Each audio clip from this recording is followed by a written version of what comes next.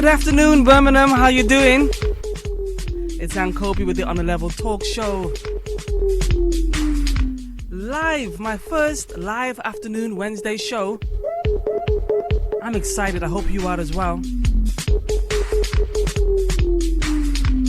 Now, for those of you who are familiar with the On a Level Talk Show, we normally go out every Monday at 6 o'clock, every Monday at 6 o'clock. And Wednesday, we normally do the repeat.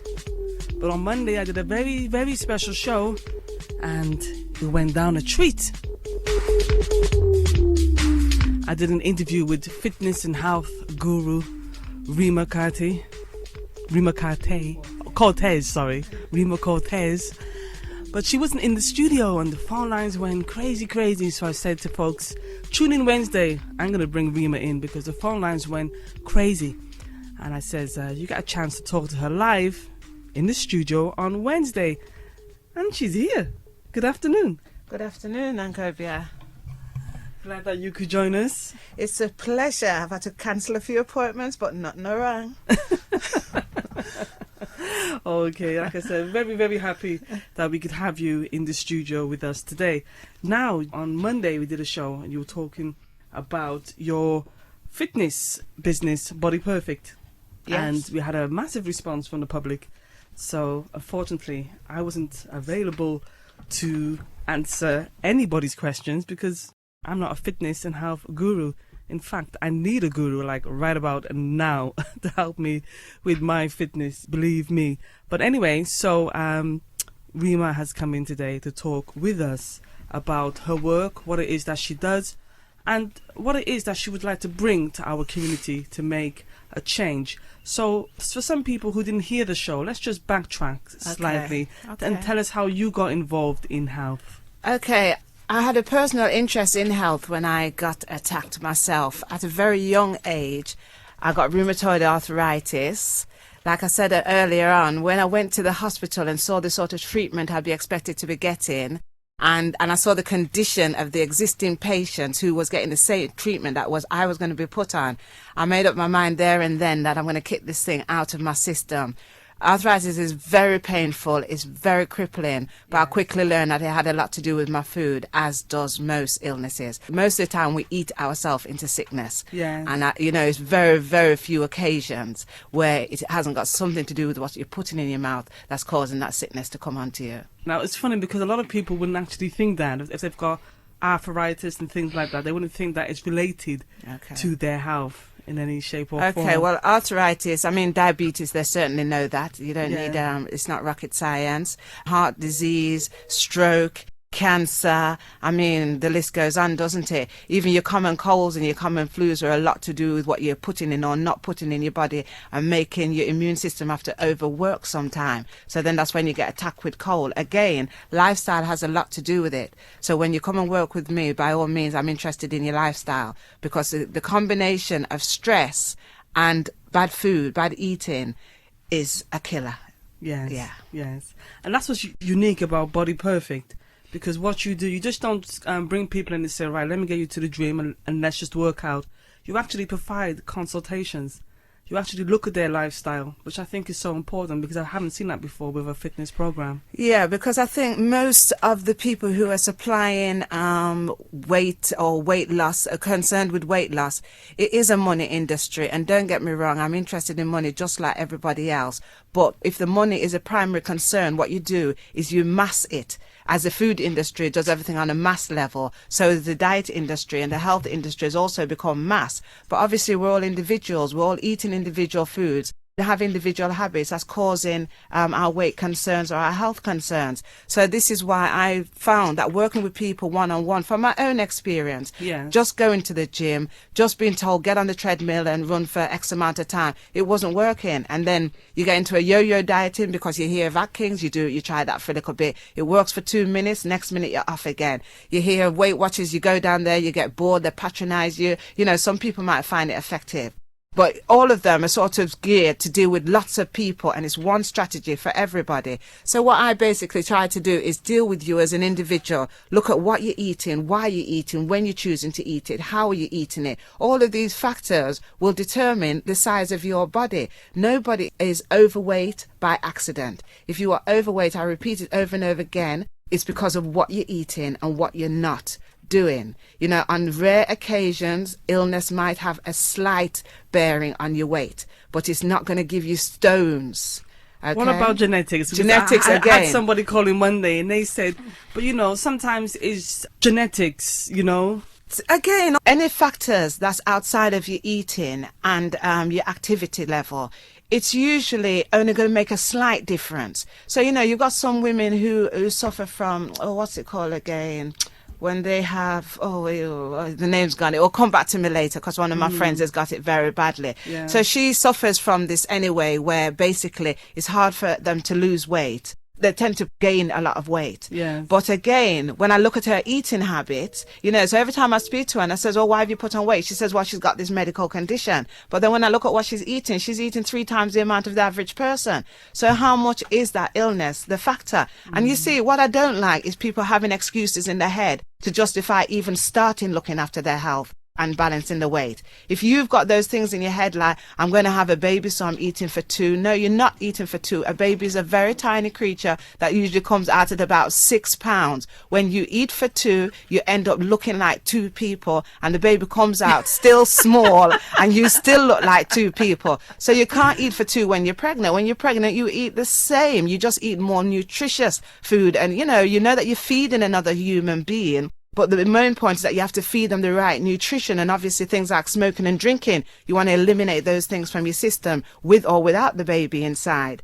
But the excuses are endless. You know, some people say it's cultural reasons. Some people will just say, that's just how I am, or I like food and I can't help it. I can give you about 1 million for every different type of food that is in creation. There's another excuse why a person feels they should be putting that in their mouth. Yes, okay, yes. That's as simple as that. Well, let's look at some of the cultural reasons, because as a community, we love our carbohydrates, we love our hard ground foods. Okay. But do these things, personally, we love our chicken, our pork and things like that. Yeah. You know, we like heavy meals. Does the food help us? Well, firstly, culture is not an authority on food. Yes. You know, culture is something that grows all the time. It's not tradition. Tradition is static. So hence, if we wear traditional African clothes, it's the same one that they might have worn 500 years ago. But culture is a constant moving and rearranging, and we have to move and rearrange ourselves. If you are living in the West, you can't eat like an African who's out on a field from the beginning of the day, 6 o'clock in the morning, not going to come home till probably 6, 7, 8 o'clock in the evening, and only have an opportunity to eat one meal, and is working very hard. He's culturally developed that habit of eating heavy, starchy food to sustain him through the day, and because those foods are cheap, and usually people who are in farm, and a lot of our people in third world countries are poverty stricken. So the nature of poverty means that you have to organize your meal around it. Although they still have the same, as they're getting more modernized, then they have the same obesity and health issues that we have. But as you go along, we're getting richer, we're getting more comfortable. You've got the car, you've got the phones, you've got the remote controls, you've got the computer. Now some people just sit on for hours on the internet when they go home. It's all about that, and eating while they're on the internet as well. So eating and talking. So, the culture, our culture has changed and adapted itself, but we need to catch up to speed with the reality of the culture. And unfortunately, modern culture means that you do have to either be going down to the gym or creating a specialized time of your day to be exercising your body, because your lifestyle doesn't do it anymore. What you originally asked was about the meats that we're eating. Yes. I'm a vegetarian, Yes, okay? So yes. I'm not going to... I only eat fish. Okay, Yes. you're a fisharian. Yeah, somebody just sent me a text. You eat pork? No, I don't eat pork. I eat fish. Okay. Fishitarian. Fisharian. Because they say they're vegetarians, and I thought, well, what kind of vegetable is fish? I know. I know.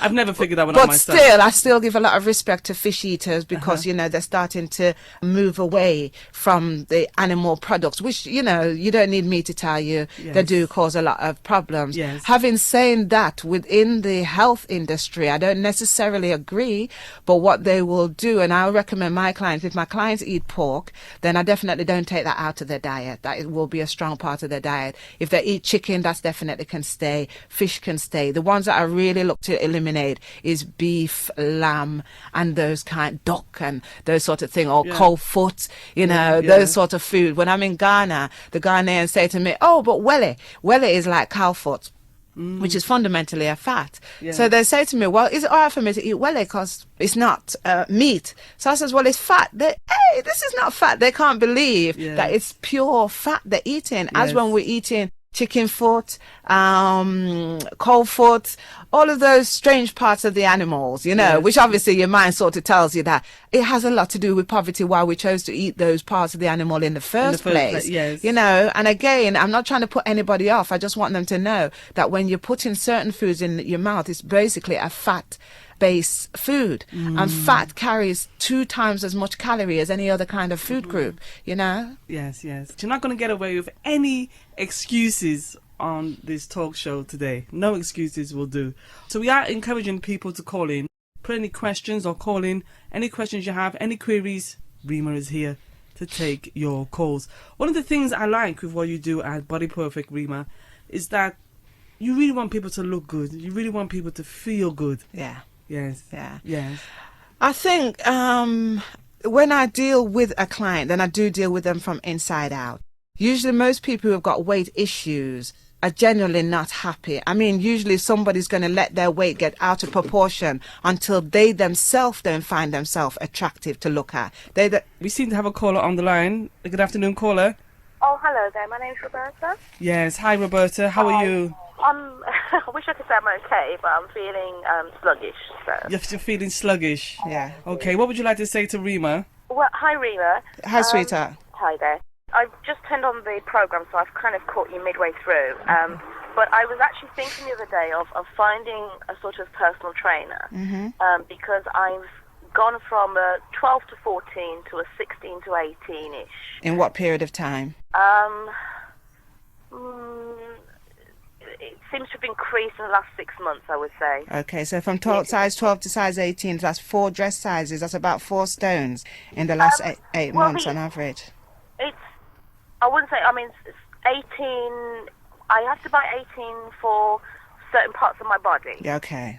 16 generally. Okay. But it's this whole thing of the overall thing. It's eating, looking at lifestyle and everything. So, I don't know where you're based. So you said, sweetheart, you was feeling sluggish. Before we go into me, let's just talk to you a little bit. You said you was feeling sluggish. Why are you feeling sluggish? Because I'm carrying this extra weight that I know is not good for me.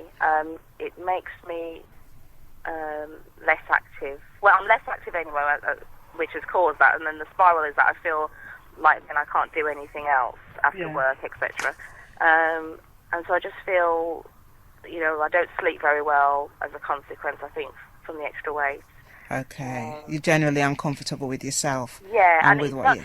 If somebody wants to be size 18 and they're happy with that and they're healthy, that's fine. But I'm not happy or healthy with it. Yeah, so I agree with that. Yeah. So for myself, it's not, I'd like to get back to a 12, 14 and be healthy. Okay. Generally, when you eat, how do you feel after you've eaten? Full. Bloated. Yeah, what's your idea of full? Everybody's got a different definition. It's a very broad word. Well, bloated was a good example. When I say full, I mean I'm full, stomach full. Yeah. And, you just have to kind of sit for a little while and... Okay, do you feel sleepy? Yes. Okay, and does you feel like you got a bit of rocks in at the top of your stomach, underneath your rib cage? I do. I suffer with IBS as well. That's the word I wanted. The one that I was speaking about earlier was IBS. Irritable bowel syndrome. No, that's irritable bowels. No, there's another one as well, but IBS is one of them.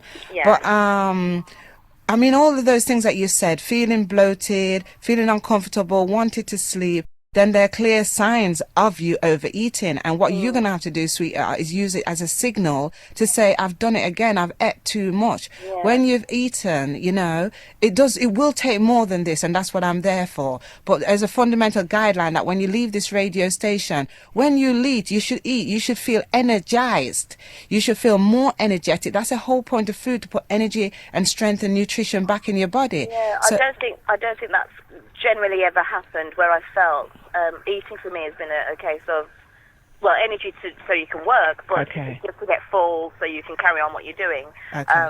So the pattern has persisted. So I have recognised that obviously I need to make a break, and that's what I need to do is break the pattern that I'm in. Also, and based on that, it's likely that your symptom that you've got now is a product of your eating pattern that you've had over the years. Yes, Your body's yes. starting to basically scream out. Your weight Yes, is usually yes. the first signal to say you're doing something wrong with your eating.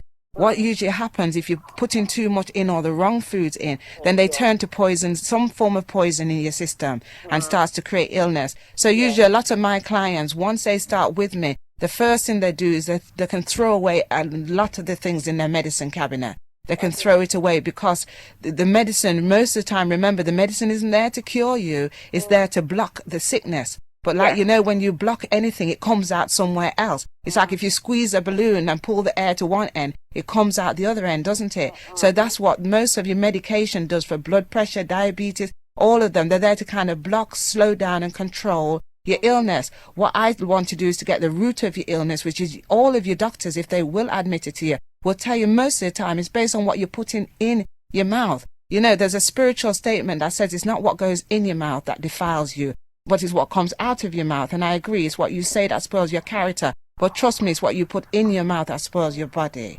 You know, so I think with you, sweetheart, is I'd love to see you and you know, do a personal consultation with you. But my immediate advice to you is I think you could even cut down your meals by half, wait for 15 minutes, and if you're still not full after 15 minutes, eat again. But I promise you, mark it down X, is that you will feel full if you cut down your meal by half and wait for 15 minutes. Okay? Roberta, do you feel like you could cut down your meals by half? I will. I will give it a week of doing that. Yes, see excellent. how- At least your main meals. Yes, At least okay. your main meals. By the way, Roberta, is it your stomach? Have you got a big stomach? Is that It's an area of concern for me. Okay. My partner. Do says people it- look at you like me and say, Ankhobia, you're pregnant? I'm guessing more of why the backside big Isa. Yeah. That sort of Okay. I tend to hide the stomach very well. Okay. You But I don't want to have to hide. I want That's to feel right. good. I want to feel good about myself, and That's I don't. right. It's for me. It's not a case of anybody else.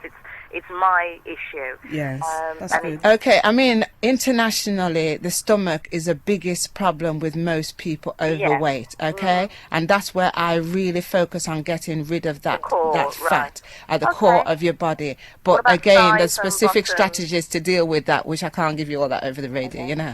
Okay. All right? All right, Thank you very much, Roberta. Rema. God bless. And God bless you, Okay. sweetheart. Bye. Take care. Yeah, Ankhobia live on Wednesday afternoon at 1:30. It feels nice actually to be doing a talk show at this time of the day. When you got sunlight, yeah?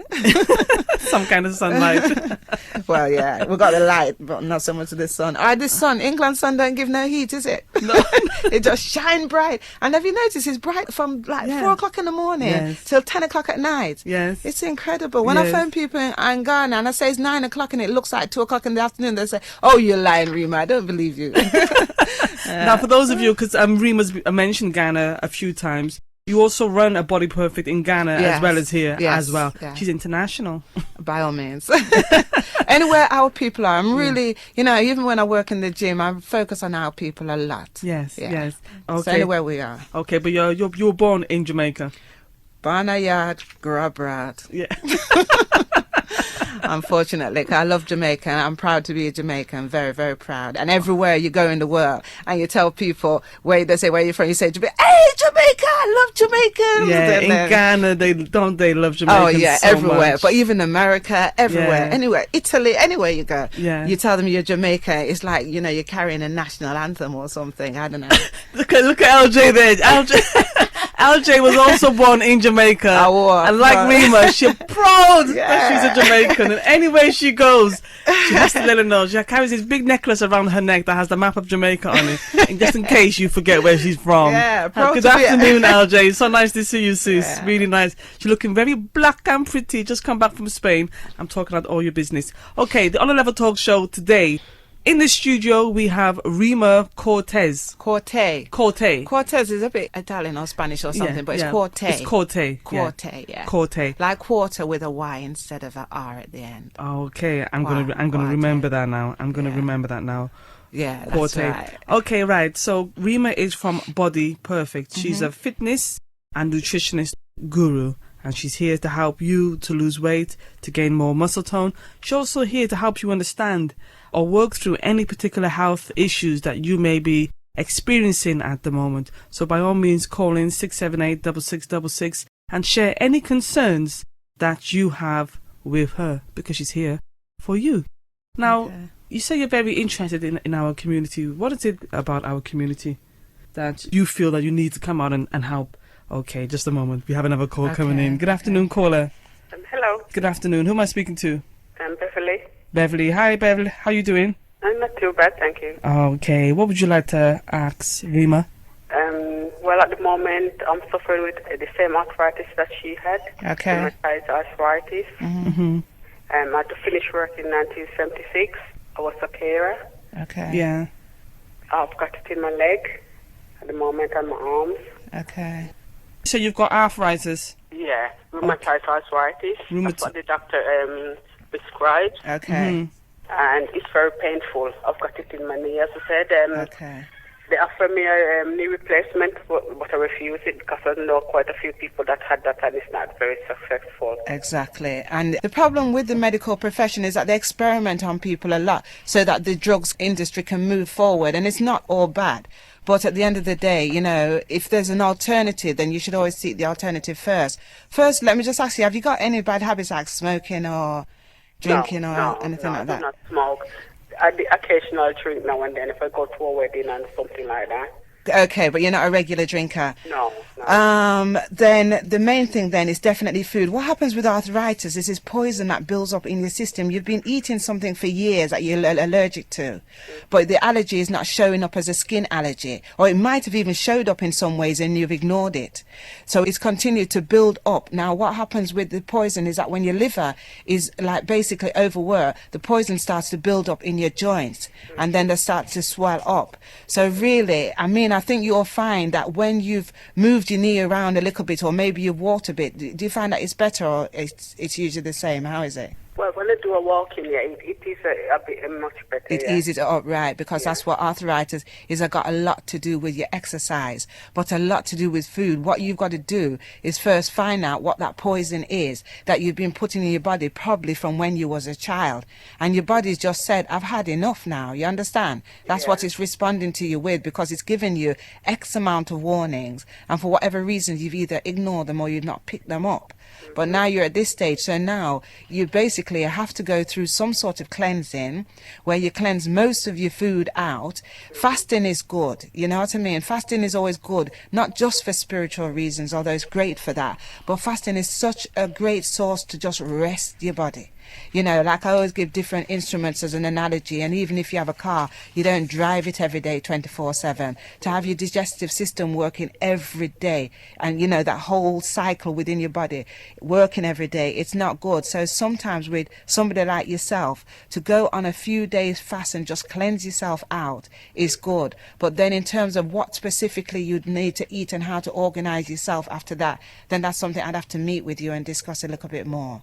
Okay. But I think, again, go to a vegetable-based diet, go to raw vegetables. Remember the raw vegetables, all these medical doctors that are bringing out the drugs, take it out of the food that you're eating. All they do is put some synthetic stuff on top of it to make it to be preserved, and again, that we can mass produce it. So Do you know what Rema means when she says raw veg? Yeah, you mean you don't cook it, you eat it raw? you just eat it raw as much as possible. And What about steaming it?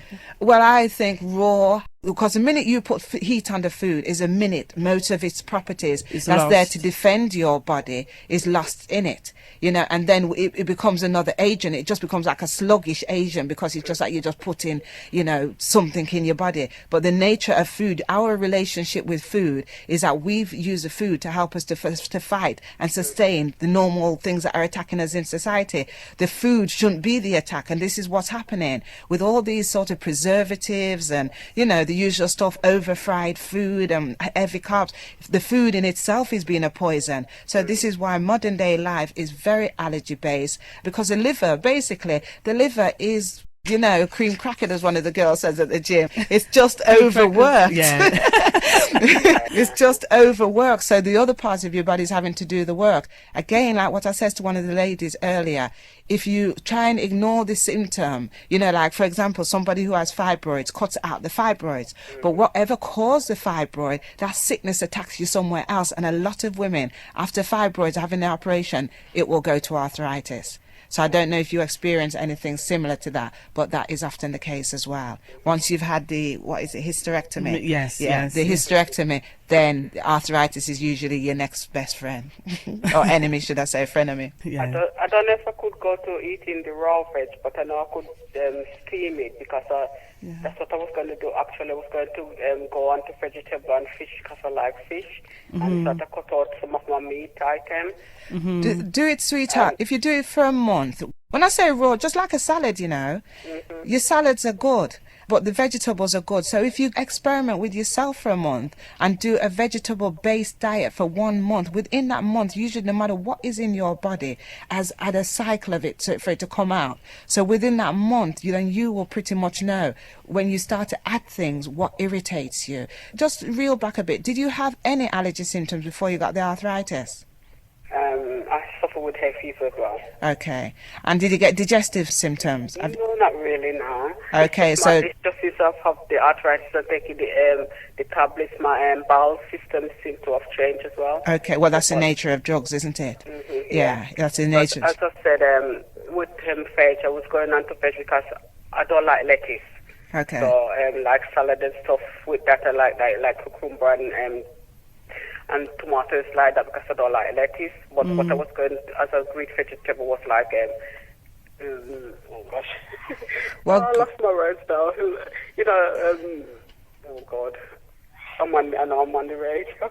That's all right. It's all right, it That's doesn't all right, matter. Beverly. We're family. But basically, if you're going to go to the vegetables, then go for the green vegetables. They've got more healing properties than all of the other vegetables. Okay, all of them carry some goodness, but your spinaches and your callaloo and Yeah, that's what I was going to say. Yeah. they're excellent. I love callaloo. They're excellent. Yes, Yeah. inside that spinach and callaloo, that's what I was going to go on. Yeah. And fish as well. Okay, fish is okay. What you're going to have to do to complement that is that the exercise program is going to have to come in. And what will happen with you, sweetheart, it will be painful for maybe about a month or so where you have to go through that pain barrier. Usually when you've got through the pain barrier with arthritis, after a while, the arthritis just disappears. In my case, it just disappeared. Yeah, I got it in my knee, and my knee sort of locks or give way sometimes. Is it just your knees? What about your fingers and your elbows? Well, yeah, I've got it in my hands as well, but my hands is not as bad as my knee. Okay, but is it spreading slowly? Because it's crippling. It is a crippling illness. Yeah, it is, because the last time I went for acupuncture, and I wasn't walking with a stick then, but after I had the acupuncture, I ended up walking with a stick to give my balance. Okay. Because as I said, my knee keep giving ways. Okay, and all of this just ages you before your time, isn't it? And make you feel so much, you know. It does, and because of that as well, I put on a bit of weight as well, because I was a size 16, and some of my clothes are very tight. I still can fit in 16, but they're very, very tight. Okay. Yeah. Well, like I said, your diet and exercise, like with most illness, is important. But it's not just like run down to the gym and start jumping up and down, because that will bring on some more illnesses sometime and some more problems. It is best to have a specific program that is geared for your condition and to suit what it is that you need. And plus, yours would have to go in stages because of your illness. It has to start at a certain level and gradually pick up. You're in tune to the Honor Level Talk Show. First show that I've done live on a Wednesday, and I must say that I am enjoying it as well. Okay, right, thank you. All right, thank a you, lovely. pleasure. All the best. The only thing that make a difference as well, you know, when I go up, because I like Jamaica, I want to go away on holiday, it will make a difference as well. When are you going? I don't know yet. Usually, whatever sickness you have, it's very common that it blows up in the heat. Because, you know, for obvious reasons. But that's why you see people who wait till they're in their pension, lived in England all their life, not really had any illness, and go and retire in Jamaica, and 2 months later you hear that they've passed away. usually the sicknesses that's been dormant in your system for all that time come to life. And my arthritis, when I went down to Jamaica to live for a year, was murder. All the Jamaicans said to me, "You're sick, man, you're sick, you haven't got yard," because the way I had to walk and everything. So yeah, you have to be careful. The heat's always going to make you feel good, but the heat warms up your blood, everything moves a lot easier. So like I say, any symptoms that's been lying in this cold weather dormant usually springs up and shows itself, and sometimes it can just be a shock for your body. Like I said, sweetheart, give me a call and we'll have a nice talk, okay? Okay, right. Thank you very much. All right. Thanks, Okay, Bev. right. Bye. Okay. Bye. The On a Level talk show with Ankhobia. Join the On a Level discussions with Ankhobia on 0121 678 6666. Throwing you off? Nope. Didn't think so. How you doing, young lady? The feeling that you're giving really drives me crazy. You don't have a player like a choke. I was at a loss for word first time that we spoke. You're looking for a girl that'll treat you right. You're looking for in the daytime with a light. You might be the type if I play my cards right. I'll find out by the end of the night. You expect me to just let you hit it, but will you still respect me if you get it? All I can do is try, give me one chance. What's the problem? I don't see the ring on your hand. I'll be the first to admit I'm curious about you. You seem so innocent. You wanna get in my world, get lost in it. Boy, I'm tired of running, let's walk for a minute.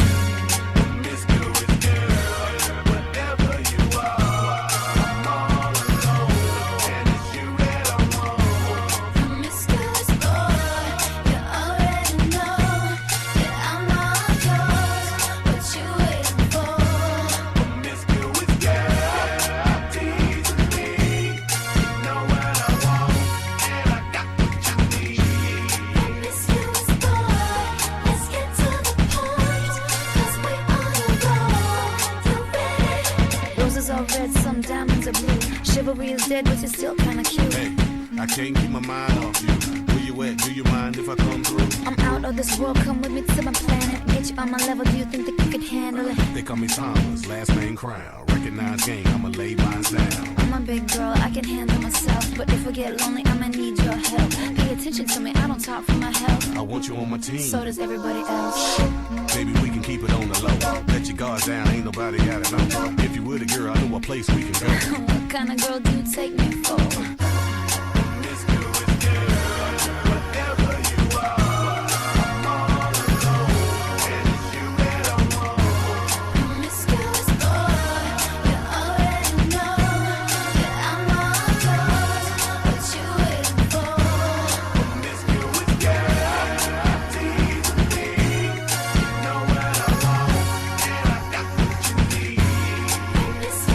You know, I love this song. You know, whenever I'm exercising, Rema, this is the kind of music I put on to get me going. I feel like, yeah, and I can see myself in a club and I'm dancing and I'm shaking it up. And you want to look like the girl in the video. Yeah, so. don't know. Okay. I don't want to be promiscuous, but you know what I mean. Yeah, man, I want to look hot. Who doesn't want to look hot?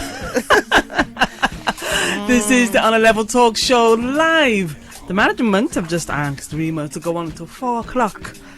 4 o'clock, yes. Okay, so she says yes, she'll stay with us until 4 o'clock. And I'm really happy. That's great. Is it the truth or are you talking trash? She game MVP like Steve Nash. Are you having problems with your weight? If you got some health concerns, call us today, Birmingham 678 6666.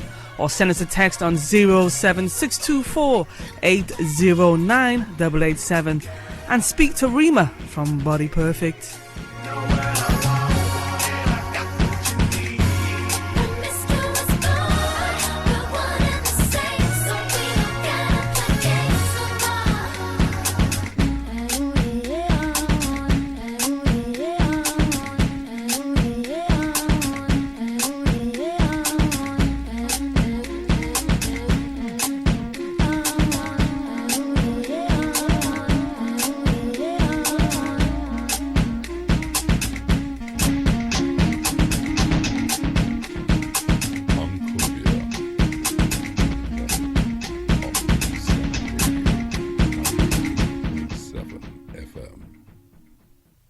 Ankhobia with On a Level on New Style Radio 98.7 FM. He has such a sexy voice when he says that, Larry. when he came to the studio, when Muta Baruka was here, Muta says to the people, but people, he don't look like how he sounds because he's big. Oh, really? Big. Well, maybe he's got the bass. His body's holding that bass. And he sounds very Barry Whitey, actually. Yeah, he's a baritone. He's singer. He's a opera singer. Okay. Yeah, he's a lovely, lovely guy. But Muta embarrassing bad. Said people, he don't sound like how he looks. Okay, so we're here with Rema from Body Perfect. Rema is a specialist fitness and nutritionist and trainer guru. Are you a guru? Yes, because, you know, the thing is, Ankhobia, the technical knowledge that you will get in any institution, which anybody who's a professional in the business will know this, it's always limited. It's book knowledge. So basically, I've trained up myself thoroughly on the book knowledge of the health industry in terms of fitness and weight loss.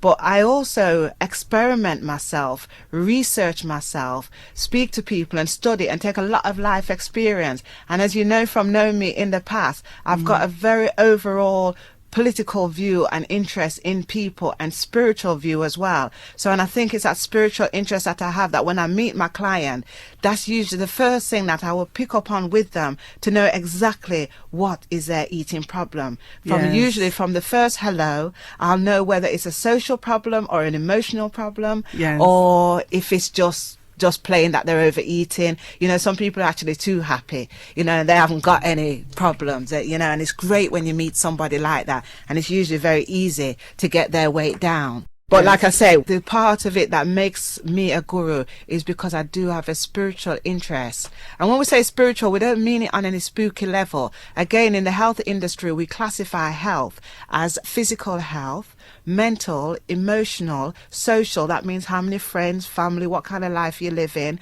and spiritual. Well, Okay, so that goes internationally. Anybody who's dealing with your health will have an interest in, you know, the sort of things that motivate you, elevate you, make you feel inspired. Because when you lack these things in your life, that is when, you know, a lot of people, especially our community, they have a sense of, you know, there's no purpose. They've lost that sense of purpose. The youths especially. The youths are like, what am I doing here? You know, and I spoke to one or two young guys, and it's like, you know, some of them, it's more scary to live than to die. You know what I mean? Because that's a state. Imagine more scary for them to live than to die. Yeah. So you say young people are coming to you, and that's what you kind of pick up. Yeah, I've come across that in the past, you know. Yes. I've done a lot of work with the youths, and they, you know, they feel frustrated. Sometimes us as the ones who are the role model, they can see we're confused. They can see we don't know where we're going. They can see that we don't know what we're doing. We're pretty much, what can I say, subject to a system that we have very little control or direction over. So, you know, the frustration of their lives growing up and not getting good direction, good guidance, makes them feel kind of hopeless. Yes. So, you know, and a lot of us have gone through all of that. So again, you take out those things and you're eating. Nearly everything that I talk about to you with, what you'll find is what we do as a people is go back to the kitchen and cook it away and eat it away. Back to Mama's kitchen table. Yeah, so I have an interest in our people, in our development as a community, you know. Over the years, I've heard words like, you know, we should unify ourselves. To me, a sense of unity is not necessarily us getting together around a table and holding hands or sharing each other's money. You know, my sense of unity is that if I've got something that is valuable that I can share with you, then I'm going to share it with you. You understand? And if you, let's network with each other. Network is a very systemized word, but I think it's a valuable word in terms of whatever we manage to come across in the system, at least let's just share that resource and information with each other that we can elevate one another in that way. Most certainly, most certainly, most certainly. Okay, this is the On A Level Talk Show. Like I said, I'm talking to Rema from Body Perfect, and I do like the way that you do touch on, you kind of bring that holistic perspective towards health, because here you are talking about the politics of our community, and that as a community we tend to eat our problems away. Yeah. I certainly do. I really do, because I love food bad, you know, but then you do have a price to pay for your love of food. It's you a know, big price. And what I like about what you do at Body Perfect with your consultations, as you said, you get to the spiritual matters. You ask, you know, so what is it that you do? That's one of the questions you ask. What is it that you do to get joy in your life? And I think that's a very important question. And by answering those questions, you're able to get to the issues as to why people Well, you know, one interesting thing, Ankhobia, is that a lot of people don't think that they're supposed to be happy. Happy is not Yes. even a question that comes up in their mind. So when they're finding themselves overeating is just a sign of unhappiness. Smoking is a sign of unhappiness. Drugs, ganja, your weed. I know all the ganja smokers are going to attack me, but it's anything that you're doing every single day of the week and it is not uplifting your health is a sign that you've got a problem. You know what I mean? Yes. If you've got, and that includes eating. I Yes. spoke to the lady earlier and I says now and again you need to fast your body, not just for the spiritual journey that it brings you on, but the physical rest and imagine your body is a machinery and it is working day in day out, and you won't treat any machine the way you treat your body. You won't allow your child sometimes, if your child is sick, when a person gets sick, the first thing they don't want to do is what? Eat. They don't want to eat because their body is actually tired of eating. So sometimes you yourself need to just rest your body and give it a little break to repair itself, strengthen itself, and get ready for the next onslaught that you're going to give it. But overall, what I'm saying is that happiness is an entitlement. It's not something that you need to consider or scratch your head about. If you're too busy to be happy, you've got a problem. Yes, You understand? yes. If you're too distracted, if you're distracting yourself continually, like I said, with some form of drug or with Yeah, food or some yeah. form of entertainment, then you have to question yourself, well, why am I doing that? Why can't I just be the person that God made me to be, which was to eat to a reasonable amount to be satisfied, to maintain good health, to maintain long life and longevity, because this is another thing that's happening with our community. Whilst the European community is increasing in length in years, ours is going down. Yes, Ours yes. is turning the other way around. And we've Imagine. always been the ones who've lived the set the original standard. Moses, that we was the Yeah. original Moses, that Yeah. 120 years was nothing to us. My uncle from St. Anne's in Jamaica, he says to me, something, Rema, when anybody used to die in this community, it was a big thing because, nobody not dead. so, like, everybody wants to come out and see who dead and what dead body look like. Now, dead is common. It's common part of our living. So our longevity is suffering. A lot of the women as well, with their eating habits and your lifestyle habits and being lonely and not really pursuing happiness, you're starting to age quicker than what you should. So all of the, it's not just about health, because, the line between aging and death, you've got sickness, age and death, and they all sort of, interrelate. I'm not talking into my mic, okay. They all sort of interrelate with each other. A lot of people are old before their time because they've made themselves that way. And after a while, some people just think like I said, happiness is not part of their And have you noticed that thing. if you look well, a person will say to you, "Oh, so what's happening for you? Yeah. What's the secret?" And it's like, well, maybe I'm just happy. Yeah. Maybe I'm just happy. Yeah. And that's that. Yeah. There has to be a reason, like you've met a man that's made you happy. You just can't be happy for the sake of being happy. Yeah. Whether Yes.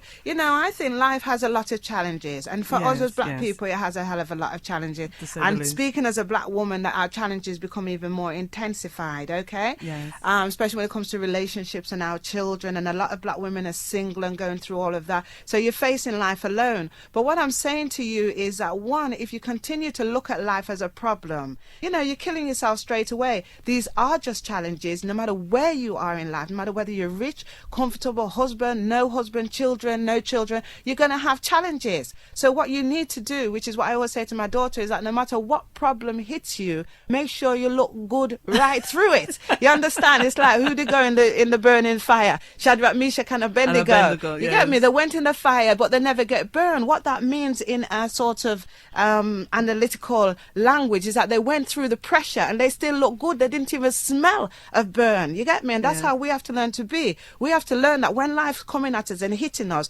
first plan for it, prepare for it. You know that today you get up, something is going to happen. Yeah. Somebody's going to try and spoil your happiness. Somebody's going to try and spoil your joy. So just get ready for that person. Yeah. And when they come, or that situation, it doesn't have to be a person, but when that situation comes, go into it, have a scrap with it, do what you have to do, say what you have to say, and then come out looking good. Put on, if you're a female, put on your nail varnish, put on your lipstick, fix your hair, make yourself look, cream your skin, whatever it is that you like doing, because not everybody's into makeup, I understand. So cream your skin, whatever you like to do to make yourself look good. Go buy yourself a new frock and just congratulate yourself for getting through that challenge without letting that challenge get too far into you, Let the church say amen. I'm sorry. No. I like it. If they had people like that at the church talking like that, if the ministers You'd go to church. I'd go to church. I'd go to church. Do you know what I mean? I feel like, yeah, man, I'm ready to take on the next 7 days and then come back again next Sunday and get another dose. For real. Okay, definitely want to touch on the sisters. Okay. And our health, and also the brothers as well, and look more at things let's that deal with the men first, I think. okay, Let's deal with the men when first. we come back. If a positive body, myself for example, comes in contact with a negative body, then that positive body should impart positive energy to said negative body, resulting in a state known as positivity. Fashion so fancy as you fashion so fashion so fancy as you feel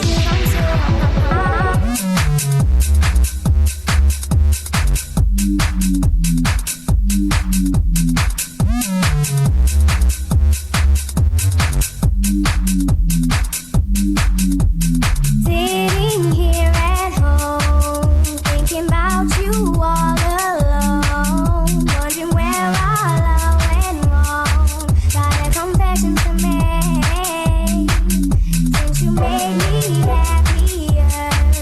Now all I can do is hurt. When you left, you took my heart. Got a confession to make. I'm heartbroken. Without your love, heartbroken. Yes, I've had enough. Heartbroken. I don't know what to say. I've never felt this way. I'm heartbroken. This is definitely my tune of the moment. A great song to exercise to. To a do you nice ever work. use this when you're doing your steps? Yeah, for step workout, this is a hot one, and it gets everybody jigging. But my step classes are a bit like dance classes as well. Really? Anyway, yeah. So I like a lot of black music, reggae music. Some of the African ones are brilliant. Yeah. Lots of bass, lots of drum and bass. Yeah. so- Okay, mind you, I went to one of your exercise classes in Africa. People are nearly dead. But Well, it's shall I great, tell you it's something? great. The way that I tend to work out people, I don't. Once you're in my gym or in my surroundings, I don't really expect to be training you for much more than an hour. So Yeah. rather than have you doing something for long periods of time, I tend to train you intensely. That means that the level that I work you, within 20 minutes, if you're doing an aerobic workout with me, whether it be running or whatever it is, jogging or step exercise, within that 20 minutes, I'll bring you to the maximum that your body could achieve within that day. And then Excellent. once we've got to that maximum, you can go home.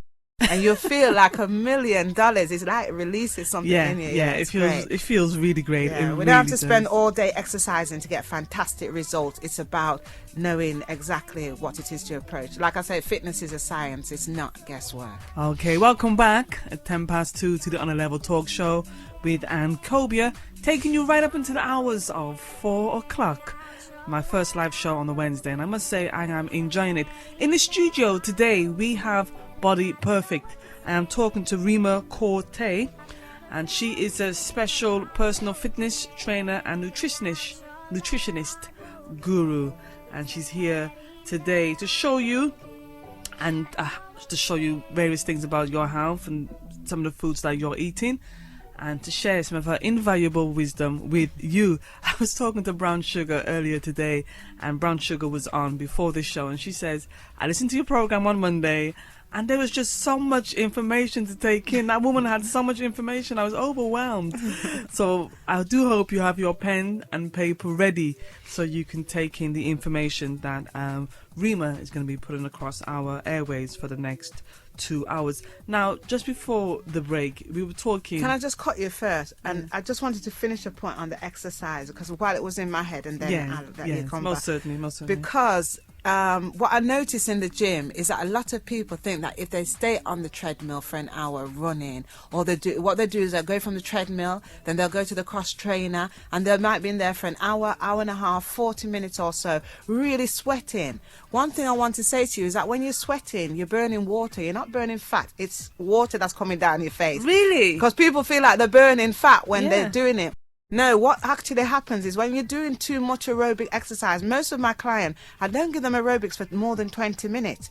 What you start to do is you start to burn muscle. So especially for guys who are bodybuilding or want to build their body or lean out, anybody who wants to lean out the body and get rid of fat and replace that fat with some degree of muscle, then long distance aerobic exercises like, marathon runners, you see them, they've got no body. It's not that they're just skinny. They're actually they've got no muscle structure, and but they've got no fat because of how they eat as well. But you who are eating normal and go in the gym and do a load of aerobic exercise and think you're sweating, all you're doing is turning the little muscle that you do have in your body into fat when you do it too much for too long. Now that's interesting, because I always thought I was burning fat. You think you're doing yourself a favour, aren't Yeah. you? And you're wearing out your joints. I mean, logically, your mind's already told you that this is boring, it's going on too long, but you feel, like I spoke to one guy and he says, yeah man, cause when me down at the gym and them see, he say, me a big man and me a old man, but me there 1 hour upon the treadmill. And see, so me have something, but he's not getting any slimmer, he's just as big, he's got a really massive belly, his joints have started to hurt him. Exercise, I have to repeat it, exercise is a science. When you go to the gym and pay your membership, what you're paying for is access to the equipment. Now, there's specific ways to use the equipment. The dumbbells, the weights, the aerobic machineries are all designed on a scientific basis to achieve specific results. So you just go in there willy-nilly, you get a 15-minute induction how to use the equipment, and then go in there willy-nilly and you're just confused, you don't know what you're doing. And if you do lose weight, you might lose weight because you burn yourself out every day, but it's not necessarily the right weight you're losing. Because you want to enjoy it as well. You want to enjoy it, and you want to lose fat. You don't want to lose muscle. Yes. You get me? It's fat you want to burn off, but you're not burning off the fat when you get to a certain level. It's so interesting, because some people really take offence to the word fat. As I had a caller on Monday, and she really was offended by your use of the word fat. And she says, well, that could be offending people, saying that people are fat. And I thought, well, if you're fat, you're fat. What's so offensive about that? Yeah, Fat. I mean, because you can't say you're overweight in a realistic term, because somebody with a lot of muscles might weigh a lot over what the standard expectation of, these guys who do power sports, like the ones who lift up the big weights, and weightlifters, and some of these guys are big and you would classify them as overweight, but they would still be seen as healthy, attractive to look at, because they haven't got any fat on their body. They're fundamentally lean structure. So when we're talking about fat, obviously that doesn't, it's as if you talk about somebody who's tall or somebody who's skinny. Nobody has a problem with being called skinny, because that's what you are. You're actually slim. When you're saying that as person is fat, then it's not that they're fundamentally just fat, but that's the first thing that you identify on them. And it's not that that you're not identifying a muscly person. You're identifying somebody who's got too much fat on your body. So I don't know what other language to use. And I think the society is these little colloquialisms that people have, these little ways of being discreet and hiding from the truth that enable. Because I tell you, Ankhobia, when I was in Ghana, I used to have a lot of the British clients that come over at the hotels and all of that. Yes. And one black girl from London, she must have been about a size 25, a big girl. So I introduced myself to her and what I was doing. She said, "Why are you talking to me? Do I look like I'm overweight?" And when I did interview her, when I did manage to get her to calm down and let her know that I wasn't insulting her because, I approached her, then I says to her, "How do you know when you're full?" And she says basically that when she can't breathe anymore, that's when she knows that she's ate too much. But I find people, if you go to an African and say, you're fat, they're like, okay, it's no problem. How am I going to get rid of it now? They see that it's something on their body that, it's like if you got a cancer patient, you won't say to a cancer patient, try to find another word for cancer. It's cancer. That is what the problem is. So I think it's, I don't want to be offensive, but at the same time, I think trying to deny it is not going to get you any closer to fighting it. Yes, we have to be realistic about what we're facing. I think so. Okay. I've had a text message come in which says, black people need to stop yam chicken. Do we need to answer to that? They need to stop yamming the fat on the chicken, more importantly. Yeah. I agree in that when you go to the fast food shops, well, obviously Handsworth and Lazelle's and those areas, we dominate those areas. Well, we don't dominate them, but there's a lot of us there. But when you go into nearly every chip shop, it's just full of black people, especially on Friday. I don't know what it is about Friday, Right. but it's always, you got lines and lines and lines of them. And I think we are actually consuming more junk food, more fast food, more throwaway food than probably most other racial groups. Yes, So, yes, yes. and the worst thing about food that is fast food, that's cooked in a chip shop and those places, is that the oil that you use there is the one that causes heart disease and heart conditioning. So, you know, most of those oils are actually banned. Once you've used the oil once, you're not supposed to use it again. Okay. Hello, caller. Good afternoon. Good afternoon. Who am I speaking to? Oh, it's Michael. Michael. Michael, yes. Okay, I'm Michael. just listening to the show. Yes. I've only got 5 more minutes. I've got to go to work. It's very interesting. I'm a Okay. gentleman who's trying to lose weight, and I'm finding it very hard. Yes. I've just caught the end, and is it one-to-one consultation? Is it Yes, how it works? Yes, Michael. When you Yes. when you come in, sweetheart, I'll be taking you in a room. We'll be talking for a good hour and a half. Get the whole of your history, know everything about your eating habit, your social habits, why that weight came on in the first place. Once we get to the root of it, I'll prepare a strategy and a plan for you as to exactly what you're supposed to eat. When I give you what you're supposed to eat from week to week, we monitor that. Each week, I'll change your diet a little bit to adjust to your lifestyle, and we'll also look at your exercise. Are you a gym goer? Do you go to the gym? Occasionally. Okay, well, hopefully by the time I've dealt with you, you'll be a regular part of your life. What work do you do? What work do you do? I work as a driver. Okay, so I think gym is going to be definitely an important part of your lifestyle that you need to start fitting in. So by all means, yes, it's one-on-one, it's ongoing, and it's a weekly monitoring, and we have specific targets that I expect you to be able to reach. The minimum is that you lose about 2 pounds a week. 1 pound is the very least, but I don't expect my client to come back for 1 week and they haven't lost. And if they haven't lost some of the weight, and I mean fat, not muscle weight, if they haven't lost some of that weight, then it's usually something you're doing, and I identify it quickly, and then we'll work our way around it. Right. Okay, then. Thank you very much. I'll definitely be in touch. Okay. All right. Work Take hard, care, sweetheart. Mike. Thank you. Okay. Bye-bye. Bye. Bye. Burnham 678-6666. If you want to call in to the On a Level Talk Show today and speak to Rema about any of your health concerns or queries. I mean, this may sound like a stupid question. How do you tell the difference between fat and muscle? But let's go to the next. Let's go to the next caller. Good Okay. afternoon, caller. Keep that question though. It's a Yes. good one. Good afternoon, caller. Good afternoon. Yes. Who am I speaking to, lovely?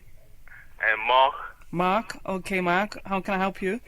I was in the army, and for 5 years, and then after I leave the army now, about a year now, I started to put on weight and my stomach. Your stomach's gone big. Yeah. Well, just to talk quickly, Mark, as to why you've got a big stomach. Tell me something. When you eat, do you eat quite large portions?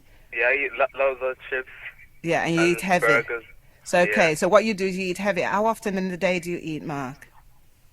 Twice, I would say twice a day. Okay, so everything about the way you're eating is what's causing your stomach. Before we get into what you're putting in your stomach, you see, what you're doing is when you load up yourself, when you wait for a long time without eating, and then you load up your stomach, okay? What you're doing is making your stomach muscles work in the opposite way that they would when they're doing an exercise, like the crunches. So you imagine you're doing an ab exercise, a crunch for an hour. You know that your muscles contracting is going to be quite tight for the hour, isn't it? And if you do that every day, then you're going to have quite tight abs. Now, the opposite is what you're doing when you load up your stomach with food, that your stomach is pushing out in the other direction. So it's like almost you're doing a reverse exercise. You get me? And so what's happening is for the hour that your food is having to digest, it's like all the muscles in that area is just exhausted. So it's like your stomach just pushes out further and further and further, you know, and then fat develops around that area. There's it's very few people who are overweight in their stomach that aren't overweight all over. But it does show up more in your stomach because of the nature of how you're eating. But I go to gym. I said I go to gym more time on the treadmill, anyhow. Yeah, well, did you hear what I said to you earlier about treadmill? How long are you on it for? Probably about an hour. Yeah, well, did you hear what I was saying to you about being on the treadmill for a long time? You actually end up producing more fat in your body. I know what your problem is, sweetheart. You're taking in a lot of carbs. You're burning, think you're going to burn off all those carbs. What you're doing is burning your muscles in your body, and the fat is probably even increasing. You know, you're probably not getting leaner, but feeling more kind of flabby and loose. Your skin is looser. So you're working in the opposite direction. Like I say, fitness is Yeah, but I was saying, I do a lot of weights as well. Okay, but again, it's what you're doing on the weights. If you know what you're doing, most of the guys who are in the gym and know what they're doing, they've got pretty technical information. So it's not rocket science. I mean, if I had a little consultation with you, then I know when I break down exactly what your habits are. How many times do you go to the gym, by the way? Like 4 times. 4 times a week. And how long do you spend in the gym? 2 hours. 2 hours, okay. So what you've got, I mean, again, I'd like to see you on a one-on-one basis, but off the cuff, I think that you're way overeating. You're eating the wrong food that doesn't turn to muscle. You're eating the food that turns to fat. Then your exercise is doing fat as well. And maybe the effort that you're putting in, the structure of your exercise program, your machine, your weights program, isn't one that's intense enough. You might lift heavy weights, but your weights aren't intense enough to develop muscles. So like I said, I have to be able to sit down with somebody. This is a common mistake that a lot of the guys do. And they think because they do spend 2 or 3 hours in the gym 4 days a week, that they can eat what they want. It doesn't work like that. How old are you, sweetheart? 23. 23. So you can pretty much have whatever body you want. At the age that you are, you know, you're still forming. In the same way that a baby is still growing, you're pretty much still growing and reforming. So all I can tell you right now is what the problem that you have is one that you give in to yourself. And if I spent a little bit of time with you, some of it is on lack of knowledge. It sounds like from what you're saying to me, you have the lack of knowledge to actually achieve what you're aiming to achieve. So it would be nice to be able to talk to you for a little bit of time and see specifically what you're eating and when you're eating it. And then I'd also like to see you in the gym and see your workout. Because it's easy enough to say you're going to the gym for 4 days a week and 2 hours. But what you're doing there that counts. Okay. Okay. But going on the treadmill for an hour is an absolute waste of time and it's not going to help you. You need to go on the treadmill for 20 minutes. You need to make it intense. Okay? I don't know if you know anything about the levels of training, but you need to do interval training for 20 minutes and bring yourself to your maximum, then get off it and go on to your weights. Treadmill at what level? It depends on your level of fitness, but you're a young guy, so I would definitely put you... No, you need a structure. It's hard to say over the phone. Because you need to see him. Because to get intensity on the treadmill, you have to be doing inclines, you have to do all sorts of different things at different times.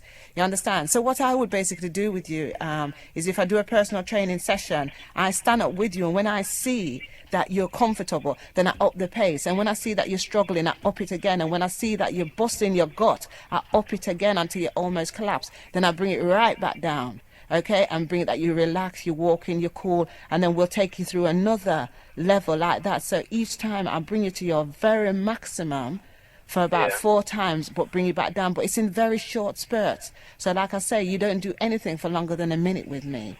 Your level of intensity doesn't last for longer than a minute.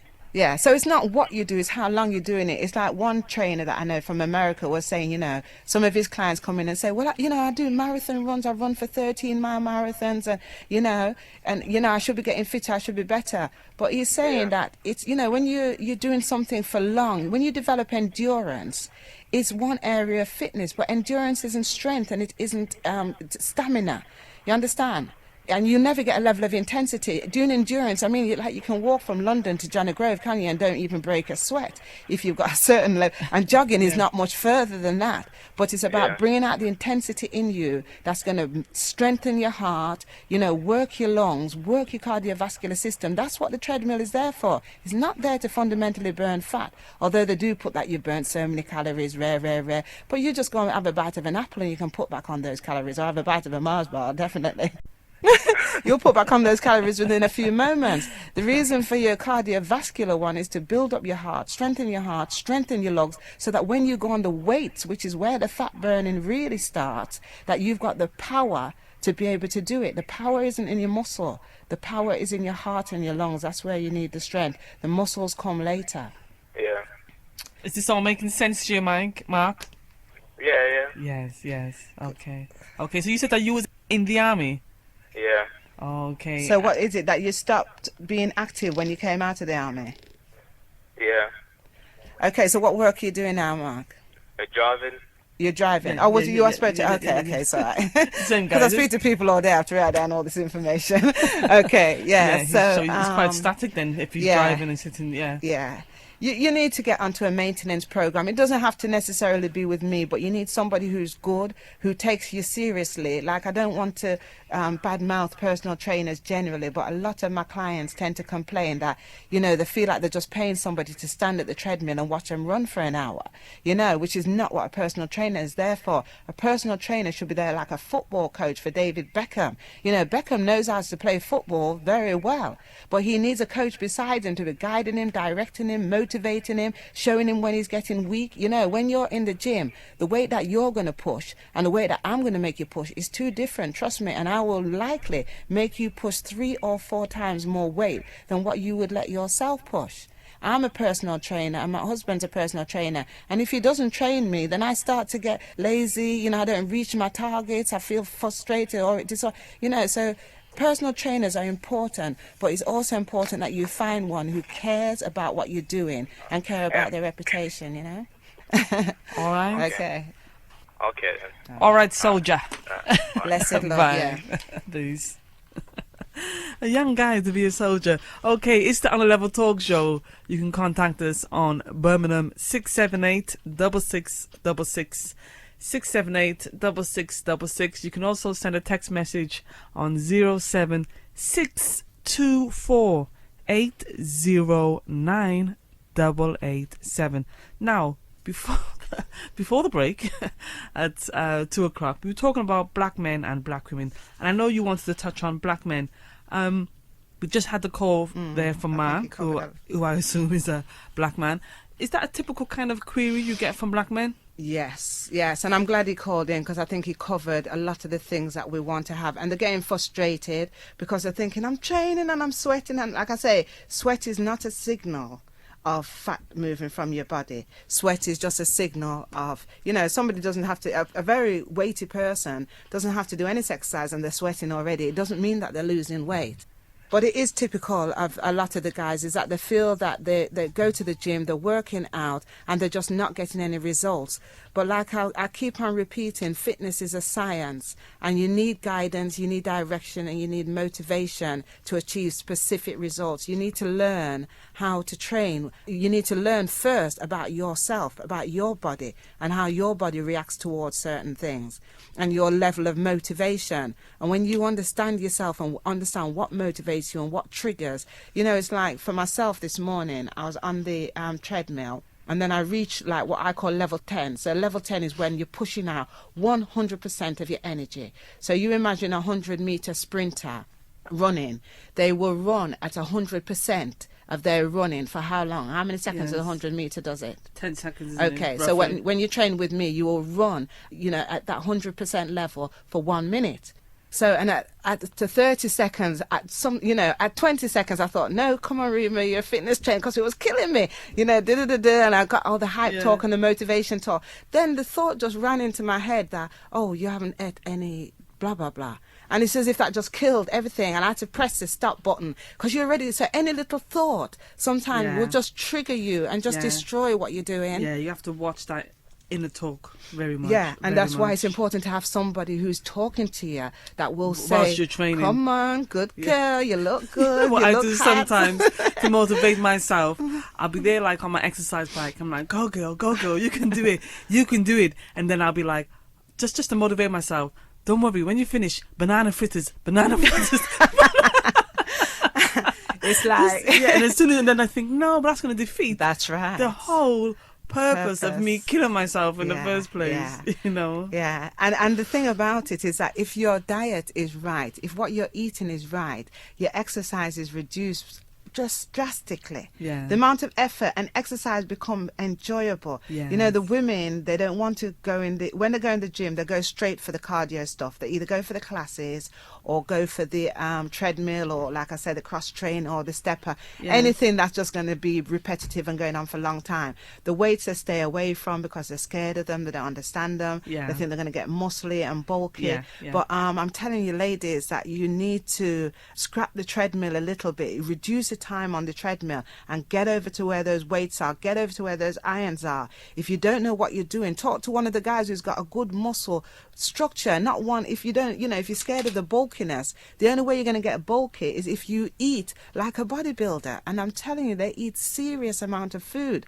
Once you're reducing the amount of food that you're eating and you've got a proper strength training exercise, a disciplined one, then you tend to have a lean body structure similar to what Janet Jackson would achieve, or, for those who like people like Madonna, that Madonna has managed to achieve. They don't just achieve it by, running in a gym or running on a treadmill. You can't get that. Madonna at 50 years old could never get a body like that. She has to sculpt it, and to sculpt it means that you've got on those irons and you've got a perfect diet that balances and harmonizes what you're doing. So both things are burning fat. You have to be on a fat burning diet and you have to be on a fat burning exercise program. When you combine those two, you're guaranteed results. If you don't get results, you can get your money back from me. Guaranteed results or your money back. Now let's just talk about, because we've been talking about adults a lot, let's talk about some of our young people, some of the children in our community when it comes to health. Because earlier you were talking about the fast food, and I find sometimes during lunch break or after work, you find a lot of the children in the fish shops. They're in, I didn't call no one's name to give them any free publicity, but you find them in those fast food shops eating that food, and they're doing it day in and day out. Yeah. What kind of problems do you think that will cause for our community in the long term? I mean, it goes without saying, doesn't it? I mean, firstly, I just want you to identify that there are a lot of our children that are becoming obese. I've got one client that I'll be starting work with soon. Yeah, she's 6 years old and she's well over obese. And the thing about it is her mother's skinny. Her mother's very skinny. But what about the dad?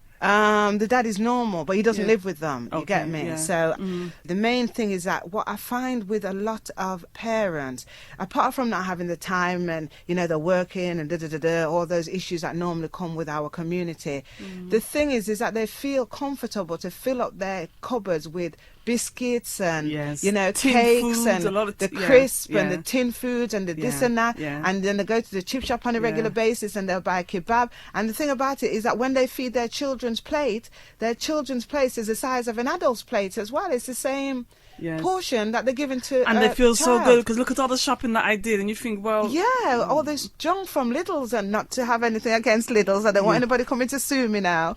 Oh, okay. Stick a pin. We have a caller on the line. Good afternoon, caller. Stick a pin, I like that. Hello. Yes, hello. Hi. Who am I speaking to? You're speaking to Pauline. Hi, Pauline. What would you like to say to Rema? Right, what it is, I'm a 47, size 12 woman, and really, I haven't got no qualms about my weight.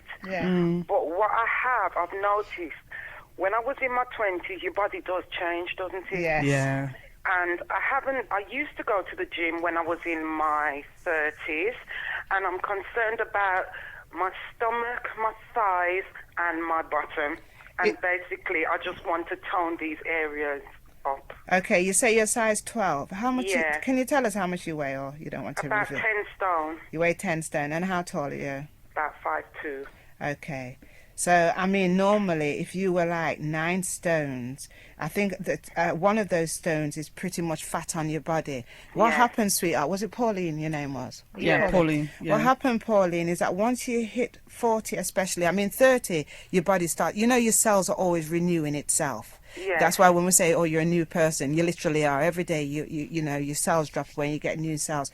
What happens when you're 40 now is that your cells are renewing themselves, but they're more regenerative than the building and the developing. So that's why it becomes important, especially if you're doing sitting down sort of work. Yes, and you're not. You do, okay, and you're not active. And have you got any small children around you now? Or is everybody big? Yeah, I've got an 8-year-old daughter. Okay, but you haven't got anybody around your feet that you're running around. So you're probably your daughter even is more help to you. Like she'll go and get the remote control for you when you're in your house. Not really.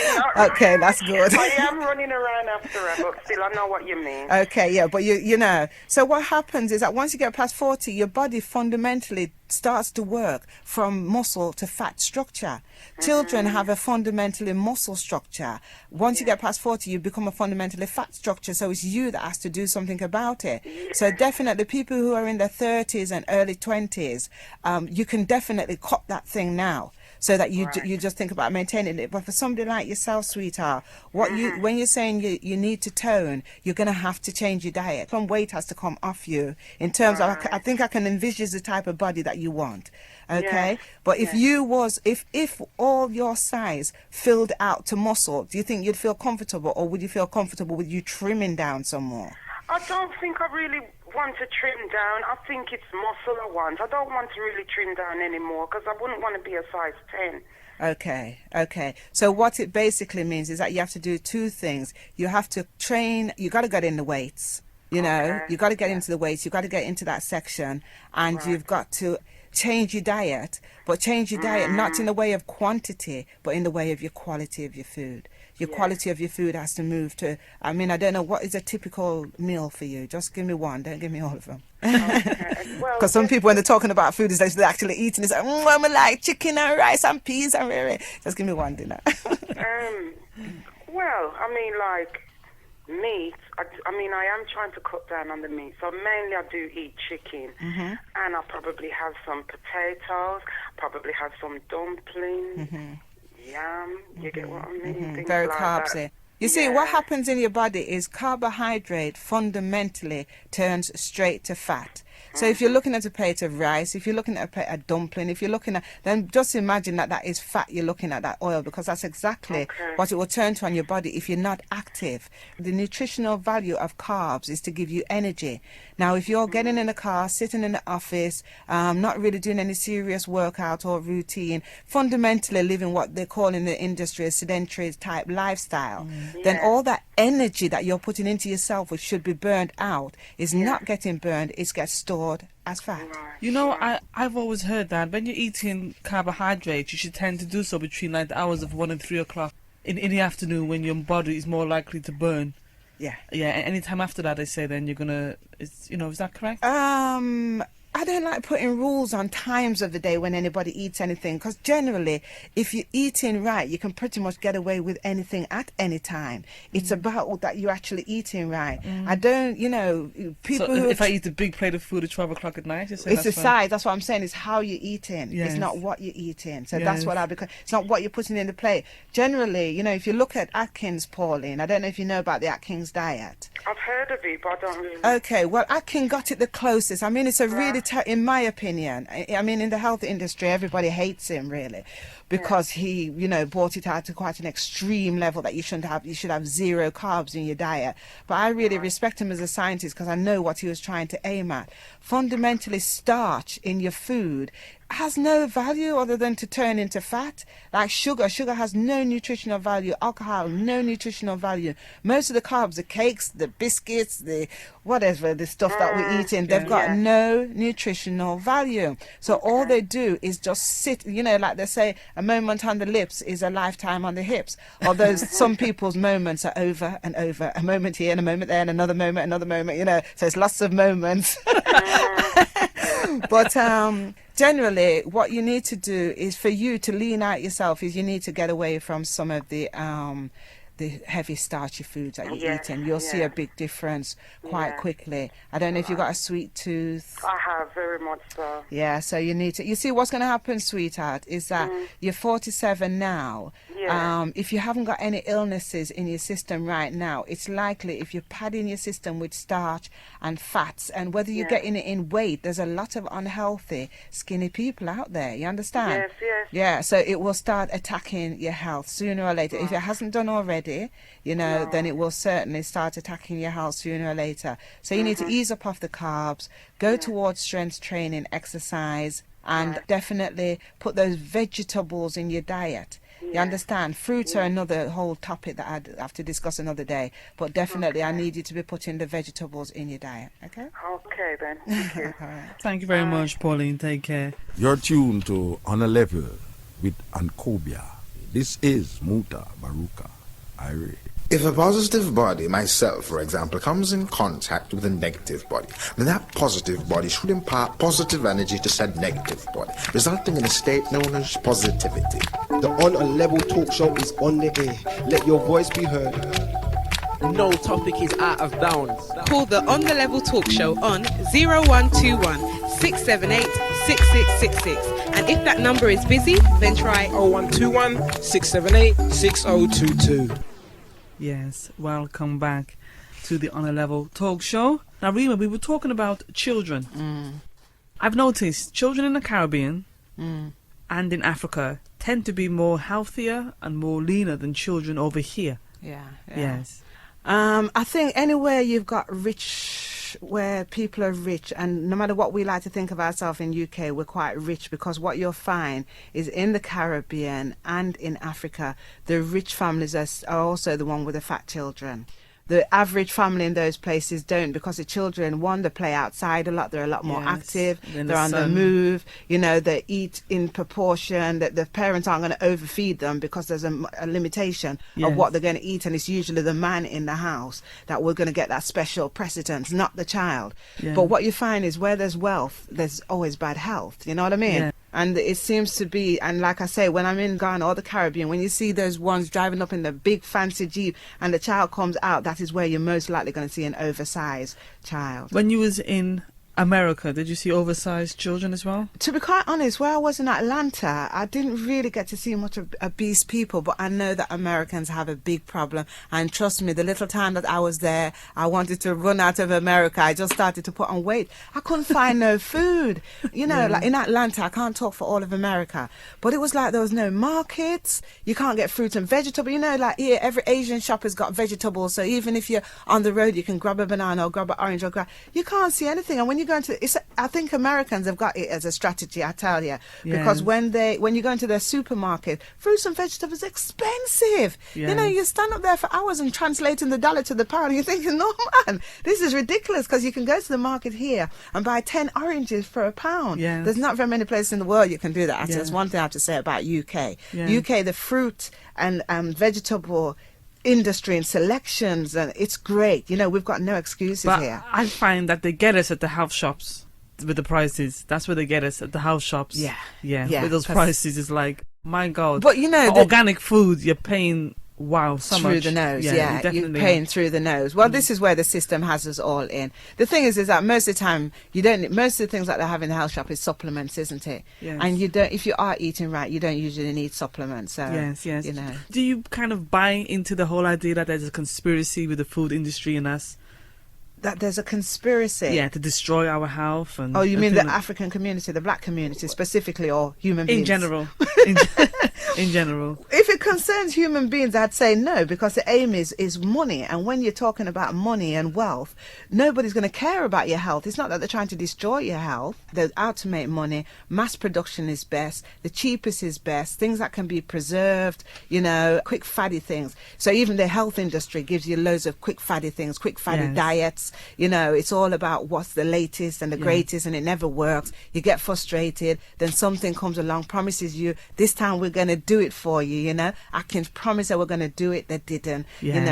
Something for life now, I think it is. I can never remember their name, but they're in Birmingham quite strong anyway. Something for life, where you pay £60 a week. They promise they're going to do it for you. They're not going to do it for you. There's always something. And then the main food industry is just feeding you in abundance and telling you that this is healthy. They'll be giving you something that's totally unnutritious and telling you that, this is really low fat, but they don't tell you that it's really high in sugar. Or they'll tell you that, this has got 0 sugar, 1% sugar, and then they don't tell you how much fat is in there, and then the oils, like I said to you earlier, they've got a thing called trans fat. Trans fat is fundamentally banned in the West, but it's easy to produce it yourself in terms of, like I said, once you've used oil once and it's gone to its heated temperature and then it goes cold and then you heat it again, it turns into trans fat. And that's the fat that gives you heart disease and builds up cholesterol. So my advice to you is, one, don't use a lot of fat anyway, and oil anyway. And if you do use oil, then use it once. Yes, and they say olive oil and coconut oil is the best oil. I'm not quite sure why, but in terms because they say with olive oil is the only oil that doesn't destroy any of the enzymes in the food. It's more refined. Yeah. But I think not more refined, more natural, more should natural, I say. yeah. More of the nutritional value is in it. But in terms of your weight, then all oils are going to make you overweight, especially if you use a lot regularly.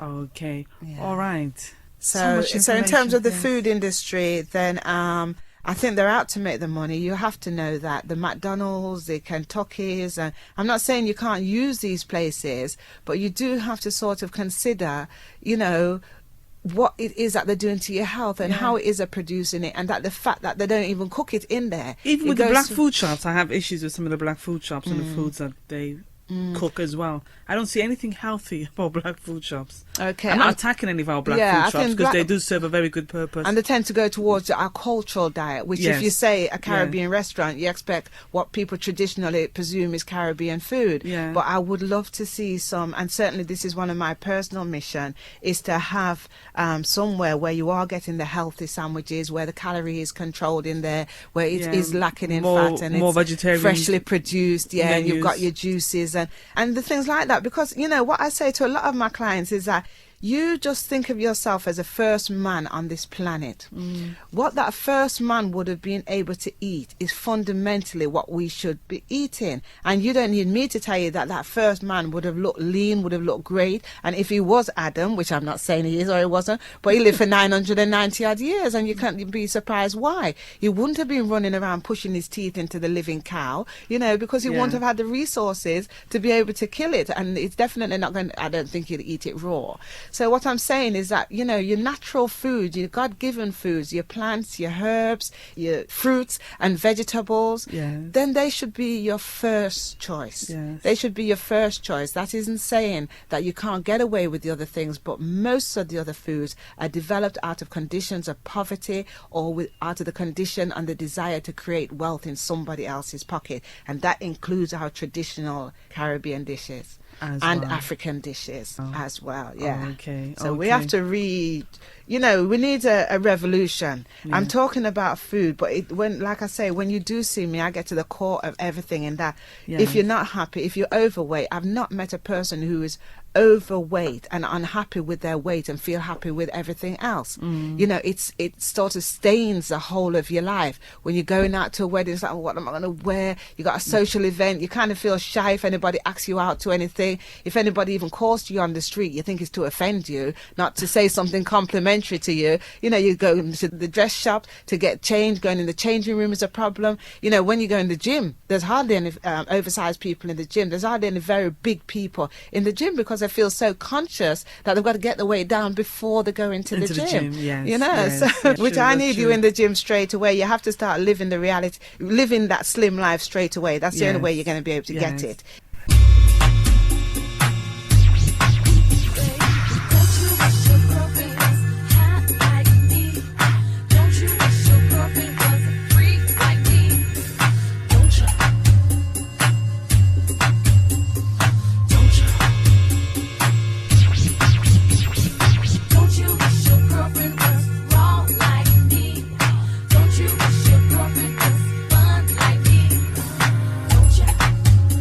Is this what every woman wishes that she could say, Rema? Don't you? Don't you wish you were? Well, I don't know if every woman wishes it, but I wish it. And you know something, coming back on the large size, because there's one lady in America who's quite big, and she did a takeoff of Beyonce, and she looked wicked. You know, and again, like, I just want to come back to, if you feel your size is a problem, then deal with it. That's my emphasis. I'm not saying that everybody who has excess weight or has excess fat, but if it's affecting your health, you know, if it's affecting the way you feel about yourself, it's affecting your confidence, if it's fundamentally affecting your life in a negative way, that's when it's a problem. But if you feel that it doesn't affect you at all, then by all means, go with it. Okay, children. What is the best way to deal with children if you're a parent and you really want to help your child to eat better? What's the best kind of way to approach that? What kind of foods? Ideally, you know, I think some of us have to make the decision as to who is the adult in the house and who is going to dictate.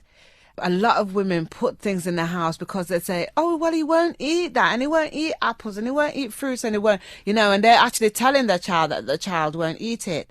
So again, I have to quote certain ancient saying that you can't serve two masters. And that applies with your children as well. I think you do have to throw out the biscuits, throw out the crisps, throw out the junk that you know is not doing anything for them, and training your child to be everything that you don't want to be. It's a training. What you train your child as a child, it will grow up to stick into those habits, and it'll be almost impossible to break them. And I know this from when you see somebody who's not disciplined as a child, they themselves are so angry with their parents when they're older because they can't discipline themselves. Yes. Discipline is something you train yourself from early, and in disciplining your eating, you definitely need it from early. So my first recommendation would be for those parents to recognize that they are the parent, they are the adults, that you can't let the lunatics take over the asylum and the child dictate what it wants. And you put those fruits in, put the vegetables in the food, make the food lean and eat and healthy. They might put up a resistance at first, but like I say, you've got to decide who's in authority,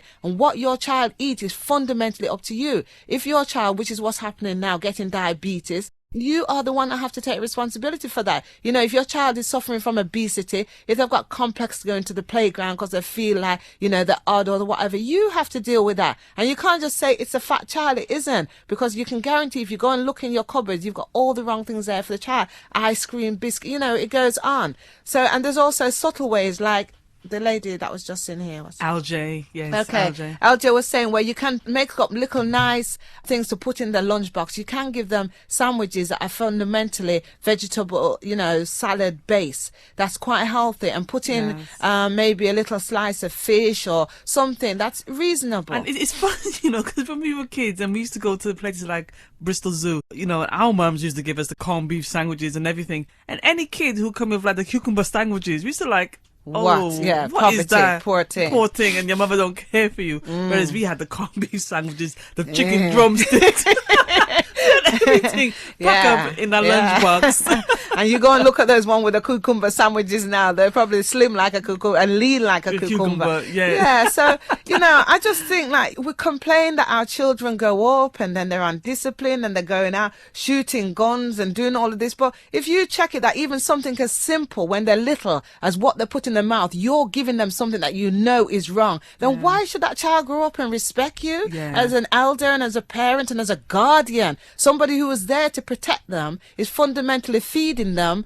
poison. And it's poison. Even my daughter do it. And when I go sometime to the house and I'll see, and I know what the problem is that they kind of feel guilty. One, the biscuits and things are very cheap. You can stack up your cupboards with all of those things and they last long. Whereas fruits, you got to almost buy them every day, haven't you? So again, if your budget is low and you want your children to feel that they're still well fed, then that's what we tend to do. But I think sometimes we've got to cut our throat a little bit, and just decide that something, this is what's good for my child, and if the child gets rubbish, he's getting it out of road. He's not getting it in here. See, if my nephews come to my house or if my mum's house and the nephews come and they say, I don't eat that, then I say, you don't eat nothing. Then you don't eat. And you'll go to bed hungry. Yeah, but they won't. They will eat it. Yeah, they have to. But at the end of the time, they'll eat it. I really don't joke with that. Like, you're not telling me what you eat. That's what you're eating. And I said, you don't eat it?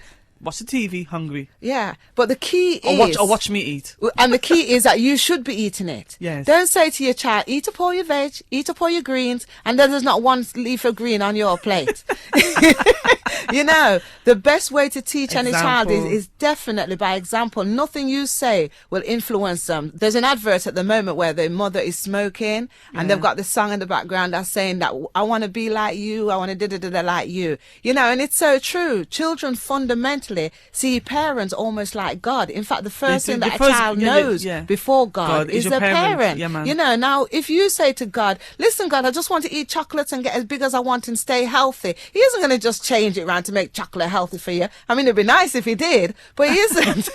The truth of it is that you break that law, the law of health, eating, the law of health, even he's giving you a code. This is what you eat, this is how you live, and this is what will maintain good life for you. This is bad. So if you do the bad thing, you suffer the consequences. So you have to do the same with your child. Some parents complain that, oh, when they go to the school, they eat chips and they eat a load of rubbish at the chips. And, you know, I give a little respect to Jamie Oliver for even challenging that system. Yes. But you don't worry about the 5 meals a week that the school is giving the children. Worry about the 16 or 20 meals that you're giving them, because that's the one that is really going to impact on their health and their attitude towards food.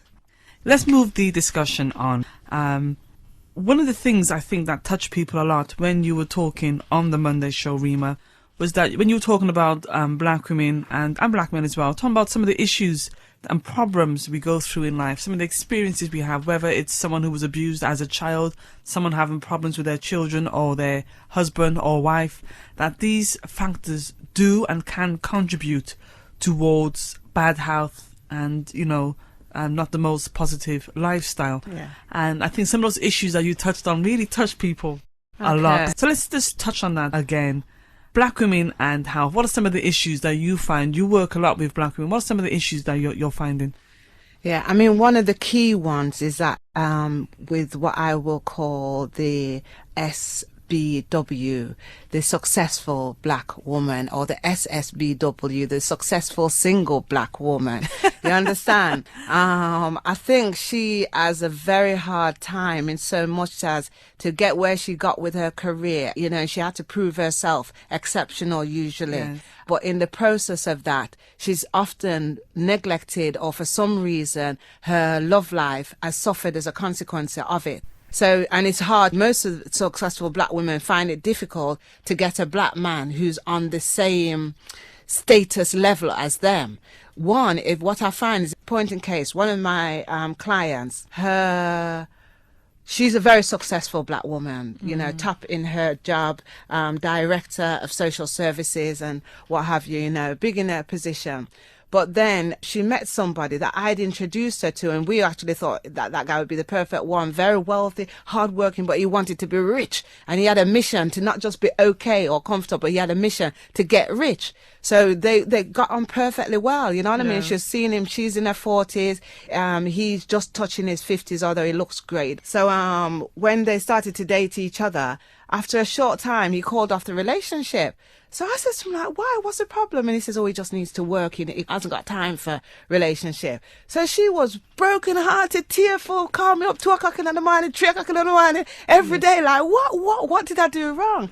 But I says to her, you know something? I've got a feeling that you're not the type of woman that he wants, and that you're so successful, you're so achieved. You understand that he needs somebody who's going to help him get his riches. The time that you've already completed your program and you just need somebody to fit into your little thing. And in fact, you need somebody who's going to help you to continue to be the successful person you are. Yes. And he wants somebody. So really, and it did turn out to be true. 6 months later, he phoned me, said he's getting engaged.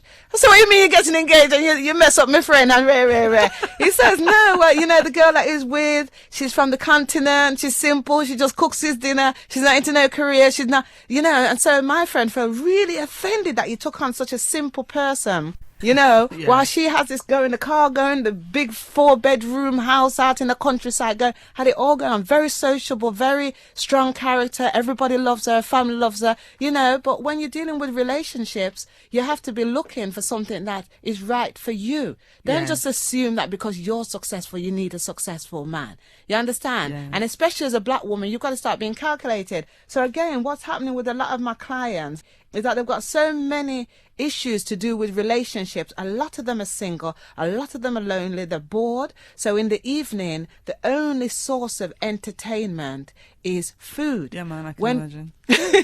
You know, when they would normally even go home and their husband or their boyfriend is at home and they can waste a little time with him or maybe cook him something, you know, and fuss about him a little bit. They haven't got that. So, but everybody needs entertainment. Everybody needs relief. So you imagine if you're working very hard, you're the top of your career, everybody respects you, you know, your family rates you and got you up there, so you can't even relax off it. You got to stay on that treadmill because everybody's bigging you up there. Then then at some point or another, I have to ask my clients like that, where do you get your fun? Yeah. Where do you get your pleasure? And if you are living too high, too stressed, too, then at some point or another, it's going to come out in some way. And what I find with most successful black women, it comes out in the food. So hence you'll see a lot of them with weight problems. And then that makes it difficult for them to get exactly what it is that they're looking for. Do you subscribe to the idea that black men generally cannot handle a successful black woman? They feel threatened by a successful black woman, an independent sister? I wouldn't say they feel threatened. I'm just saying what use is a successful black woman to a black man who's trying to make it? How, you understand? I'm not saying that she's going to have to calm down a little bit, isn't she? Because if he wants somebody that when he comes home from work he's tired, that he's going to get the dinner, that he's going to get somebody who, whether he's in a grumpy mood or not, is going to be able to tolerate his irritations and his mood, and maybe that he's going to come in at 10 o'clock and don't want no question asked, then it's not always practical for a woman who's worked all day, really worked hard, want to come home, sit down with a glass of wine and have her partner to sit down and talk to. That guy is still thinking, well, I need to make more money tomorrow, and where's that going to come from? So it's not that he's competing with you or that you're even a threat to him. It's just that you're not in the right category for him. You're not the right type of woman. And you have to get... Some successful black men can deal with successful black women. There's no hard... fast rule. You understand? But what I'm saying, more often than not, as black people, we're having to struggle so hard in the system to make it that what we actually need, most of the women need a man who can support them to make it. So maybe that guy is a little bit simpler. Maybe he's just like a painter and decorator, and he'll be there to help you pick up the kids. You know, when you come home and you feeling tired, that he doesn't feel no way to sit down and have a glass of wine with you, because all he's going to do the next day is paint again. So it's about us balancing our lifestyle. Once again, stick a pin. Ankhobia. Yes, hello. Ankhobia? Yes.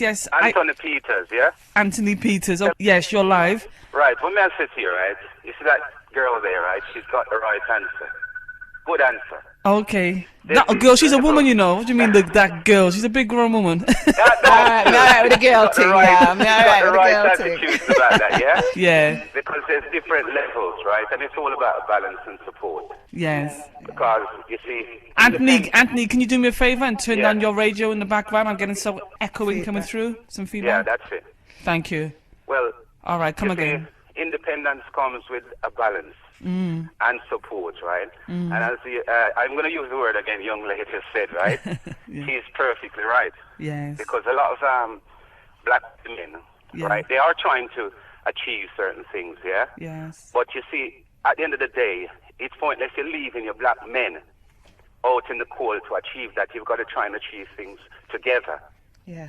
That's right. I mean, I always use the word, you see, when slavery was in, and black men were fighting the cause, he had his black women behind him. That's right. And went to the front line. And after he achieved what he achieved, he said to black women, go for it now. It's safe for you to go out there and do what is necessary. So we must always remember that. Okay. It is a good point. Well, and a good discussion, okay? Oh, lovely. And thank you very much, yeah? All right, Anthony. Bye-bye. Okay, cool. Okay, if you also want to make a contribution in the last 35 minutes of this show, then call us on Birmingham 678 6666 678 6666, or you can send us a text on 07624 809 887. And do remember that from your calls, you will go live.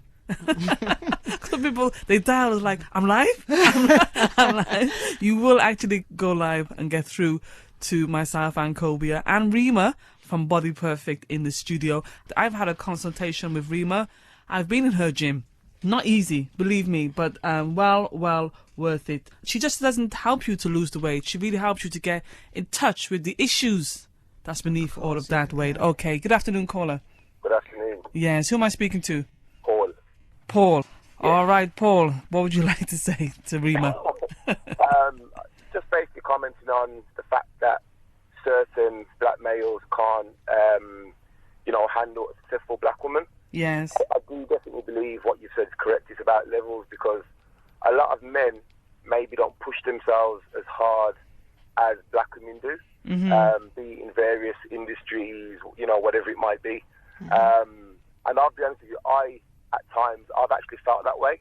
Yes. However, when I actually made it, or in my own mind made it, it didn't become a problem. So I do think it just comes down to levels and compatibility, really. And I'm just being with somebody who, you know, is on your level as such. I mean, it sounds bad. So, well, you need to be cold, you know. When I've got my clients, even though they're coming about food, one of the first things I ask them is, are you happy in your relationship? And my advice is, if you're not happy and you're not married, then get out of it. Why are you going to spend the rest of your life trying to change somebody?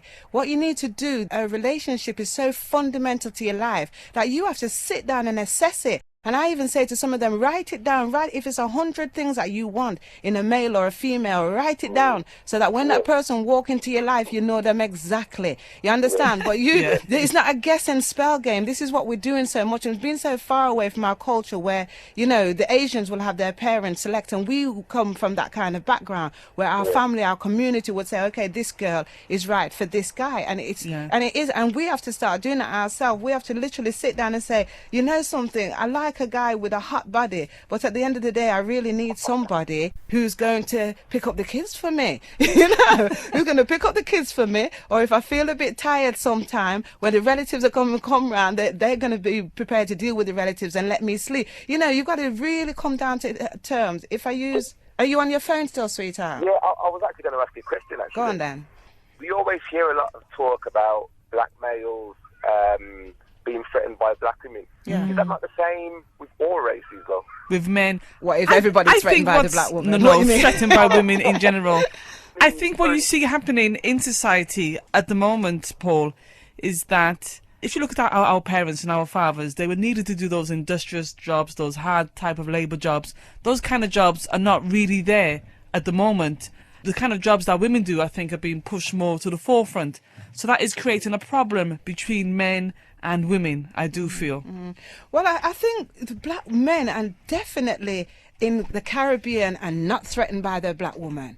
Black men in Africa Only. certainly not. My husband is African, and he's not as skilled as me, he's not as articulate as me. He's a very simple, he's a fitness trainer as well, but he's a simple guy. But what he does is he comes behind me, you know, and he recognizes that, okay, Rema's one that's going to bring us the money. So he doesn't say they're competing and challenging with me. To unify ourselves, he gets right there behind me and say, you know something, sweetheart, go on, go get it, because he knows what I've got to do. But when we get in that house, he takes a role of the man, and I can't mess with him or play with him, you know, or make him feel intimidated or smaller than me, because I'm fundamentally the one that's driving the income. Because to be quite honest, I could not go out and get that income if I didn't have the confidence of him there behind me to support me and know that I'm going to go home to somebody who's loving me and respecting me and appreciating all that I'm doing, so it becomes a we thing. I'm operating at this level because that's where my skills are. He's operating at that level because that's where his skills are. I think that takes a lot for a man to be able to recognize that, you know, it's okay for the woman to bring in the money. You know, it's okay if my wife is more intelligent than me. And I think also the sisters need to recognize that it's okay for them to bring in the money, and that the man isn't necessarily bringing in the money. What she needs to accept is that he contributes seriously. Okay, we also have another caller on the line as well. Paul, do you want to stay on and continue a four-way discussion, or are you gonna? Okay, Paul's gone. Okay, good afternoon, caller. Who am I speaking to? Good afternoon. I'm visiting from New York, and I caught bits and pieces of your thing. Okay, you're calling from New York. No, okay. I'm visiting from New York. Oh, you're visiting from New York. Okay. Oh, hi, nice to have you.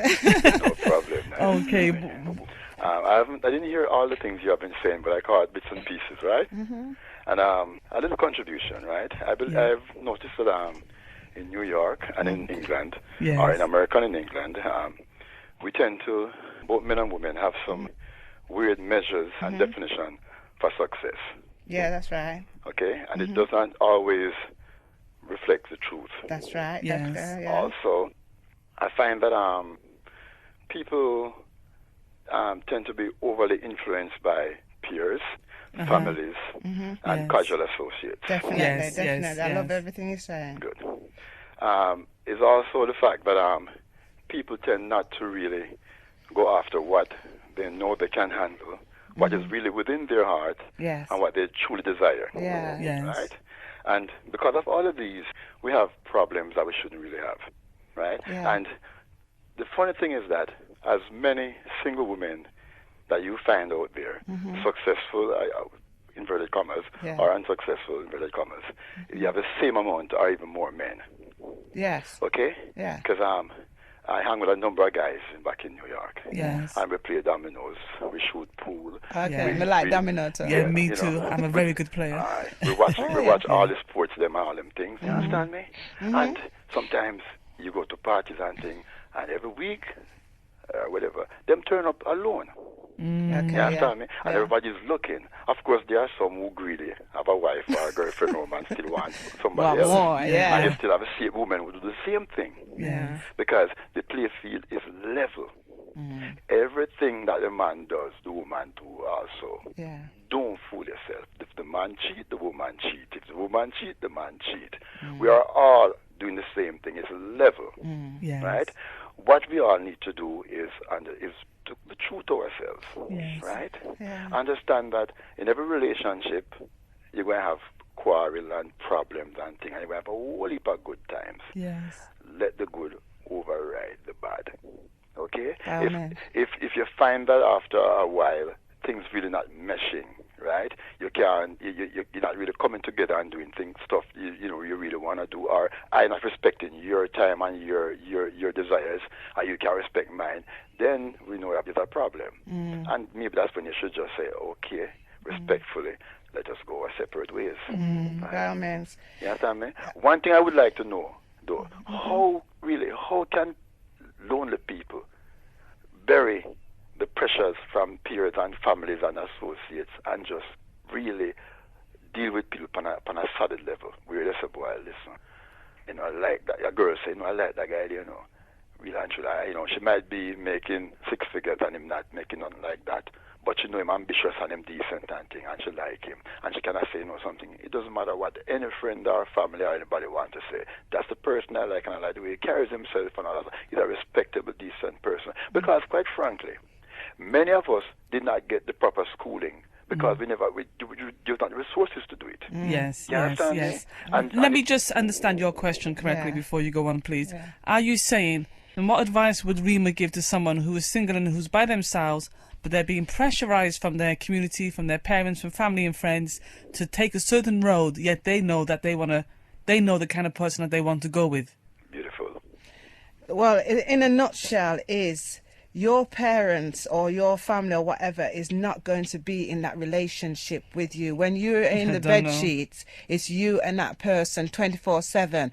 When your back is up against a wall, if you've got a woman who doesn't defend you, she will destroy you. So when you're choosing a woman, you've got to choose somebody who supports you.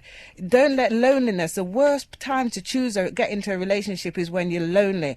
Like or even if you've just come out of one straight away. Well, definitely, Yeah, definitely that case. But when you're lonely, you make bad decisions because you're making decisions to satisfy that demon of loneliness as opposed to satisfying your desires for happiness and a good life. So for me, no matter who's putting pressure on you, if you've been single for a long time and everybody's saying you're single too long, it doesn't matter. Sit down and wait. That person is going to be with you for life. And if they're not your backative, if they're not your friend, if they're not your partner and your support, then they don't have no place in your life. Lots of people can come in your life, sweetheart, and they're only there to destroy it because their own head is in a mess. And they come into your mess, and between their mess and your mess, it just gets very messy. Messy. You know what I mean? So what you know, I like how she said that. What you need, sweetheart, is if No.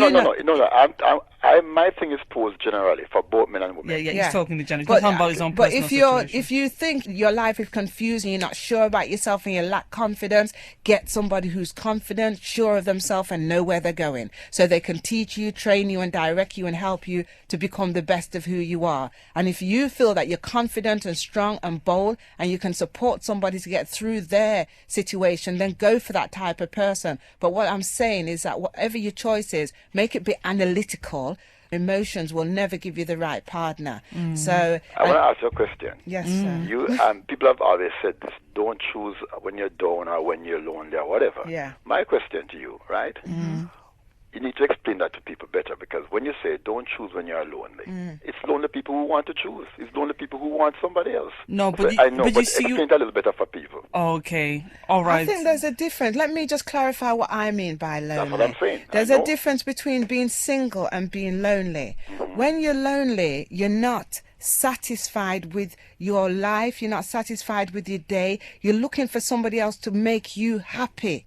Now, if you're in that state where you need another person to make you happy, you've got a problem, and nobody's going to solve that but you. Yes. You need to bring happiness into that relationship. So I know a lot of women, and especially women, because women tend to complain to me more about relationship issue, because men, I think, are a bit more laid back. But women generally, they're like, I just need a man. I've been by myself so long, and this need a man, and it's international.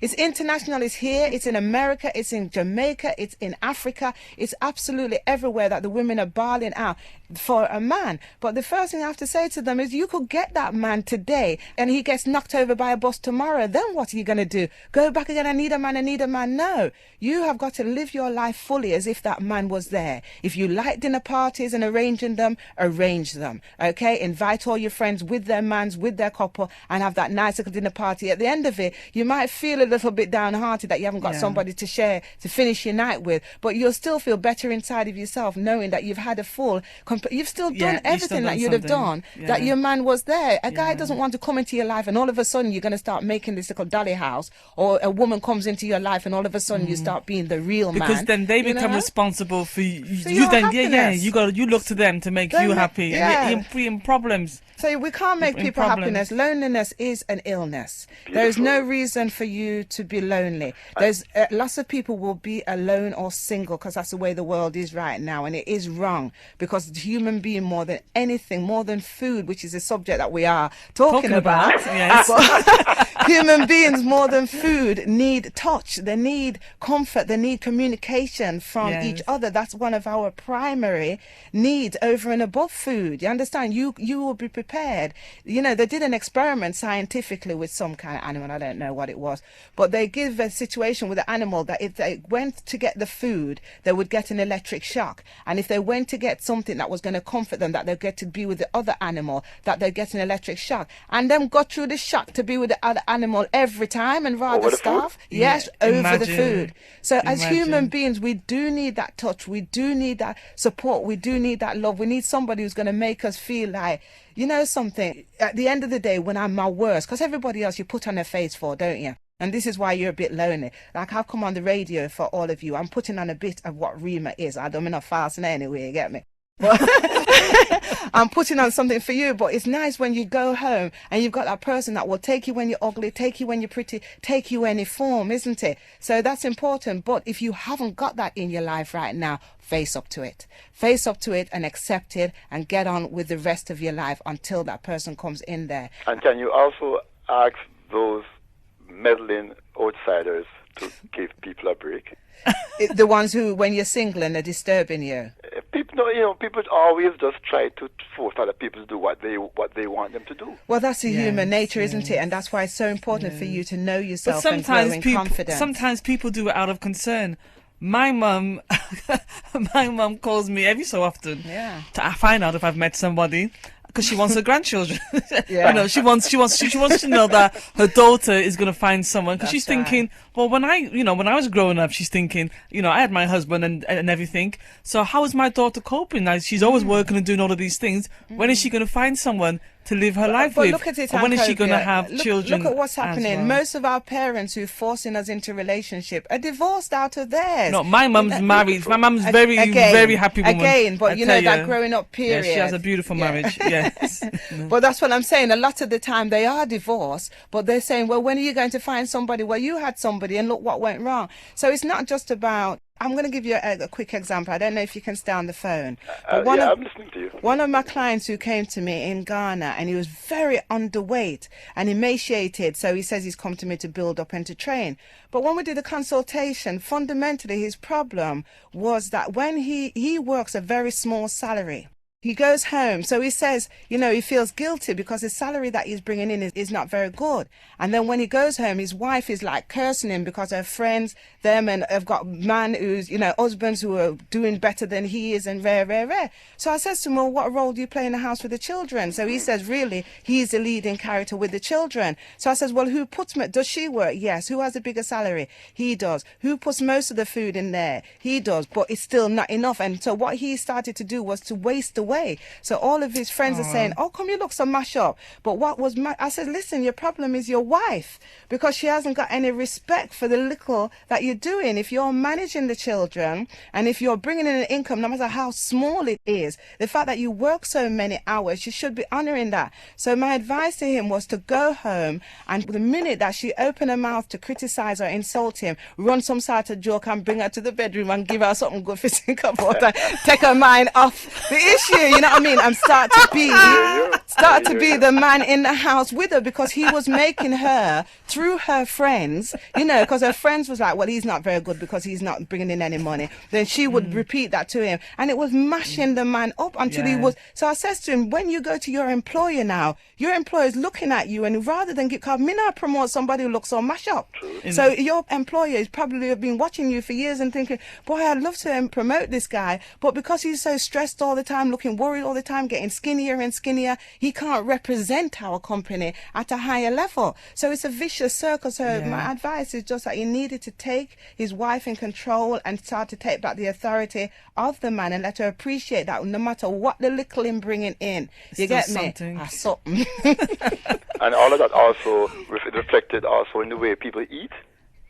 Sorry, I didn't get that one. No, I know you said about food, so would this be reflected in the way people eat also? Oh, definitely. That's what I'm saying. He became drawn down. He came to the gym to build up. Okay. But and he did phone me back later and just says that he all of his friends were saying to him, what you do? Because he just started to build up again. Sometimes with the weight, you see what it is with the weight issue, it's just a little thing that you don't understand about yourself that's actually killing you, and either making you overeat or making you undereat. And once you found that key, then your whole life can change around, because fundamentally everybody wants to be happy, and fundamentally everybody's doing the best. Yes. It's like, again, quickly, I know our time is running, but most drivers on the road, if somebody caused an accident, everybody, but most people don't go on the road to cause an accident. Most people are trying to be careful, and that's how everybody's about happiness. If people are unhappy, it's not because they get up or planned that when there was a child, when I grew up, I want to be unhappy. Something going wrong. Well, thank you very much. Okay. I've enjoyed speaking to you. I've enjoyed. I really like your vibe, actually. I really do. Bless you. Bless you too, and thanks. All right. Good. I just got a call from Jamaica as well. I couldn't even answer that call. Okay. Let me just read out some of the text messages that we've had quickly. They've said, what does Rema think of the GI diet? That's one question. And the other one, what advice would you give to a yo-yo dieter? Yeah, the GI diet is basically, I think it's glycemic for the index. So things that are still carbohydrates, but they tend to burn longer. So like oats, wholemeal bread, wholemeal rice. And in that way, it's better than the white rice, than the very, very starchy type foods. So to answer your question quickly, the glycemic diet by itself is not going to be effective long term, but as part of an overall health program, then it's useful. That if you are going to go for the food, like they'll say sweet potato, if you're trying to avoid carbs and reduce the carbs, because what happens with carbs is that they tend to make you more bloated and heavy, and like I say, it turns to fat. No matter what, unless it's fruits, no matter what type of carbs it is, it will have that problem. But it's between the rock and a hard place. It's like between olive oil and normal cooking oil. Olive oil has got more nutrition in it, but it will still make you overweight. Well, it's the same with the glycemic index type of diet. If you eat too much of those type of foods, it will definitely make you weight, because it's still very strong on carbs. Okay, and the yo-yo dieter, the woman or the person who's asking for advice? Oh, that's such a big question, and I really would have loved some more time to think about that. And even for them to call in, because you could ask them more questions and put questions to them. Yeah, because the yo-yo dieter is the main dieter in the whole of the diet industry. But I think what he or she is doing, then they're following a lot of the fads. Yes. They're never getting to the root of their eating habit problem, whatever that eating problem is.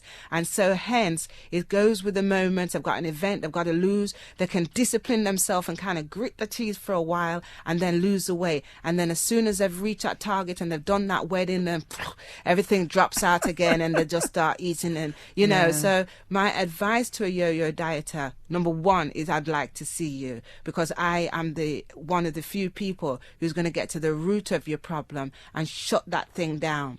Even if you're a yo-yo, I mean, that's always been one of my problems, is that the up, down, and I'm still a bit like that now, but I'll only go up to a certain point because I know exactly what's feeding my problem, exactly what's feeding my concern. So if I put on a few pounds, I'll allow it.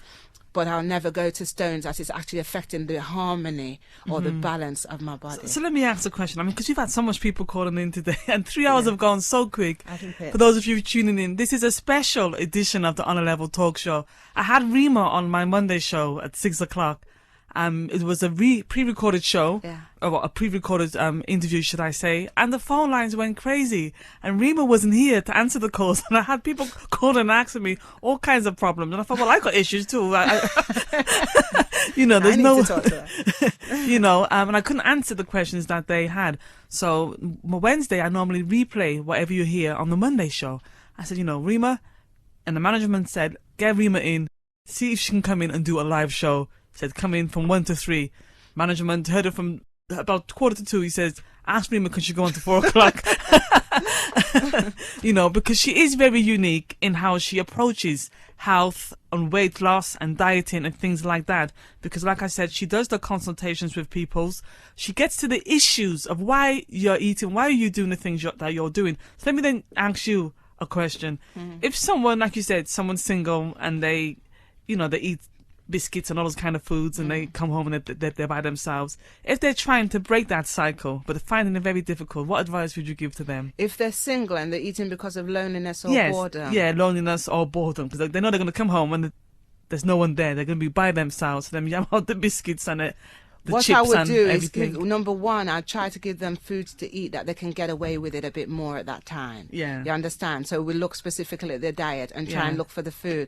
But in terms of the loneliness, I do, you know, recommend that people start to not accept it, you know, because what's happening is that when you're sitting at home and eating it, you're almost accepting, oh, I'm just waiting for this person to come along, so let me just eat it, you know, and you've almost accepting it. And I'm saying that you've really got to get out there and fight it. Loneliness is a problem. Overweight is you know, there's a battle against loneliness. It's a modern world, it's a Western world.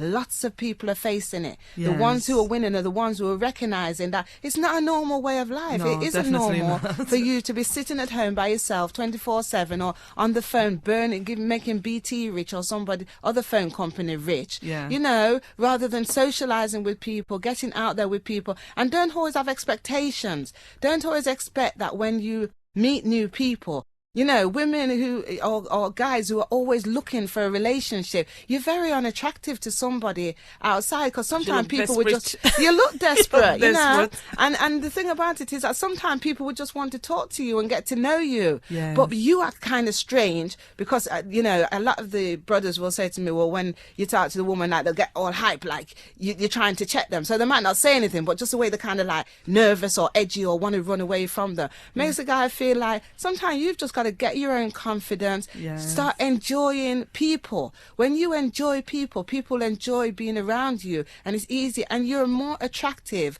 when you're just happy, you know. So if you're waiting for one thing to be happy, the thing that you want to make you happy, he's probably right there next to you, or she's probably right there next to you, but find you so unattractive by looking at your artificial nature and the fact that you're covering up your unhappiness and you're covering up your sadness.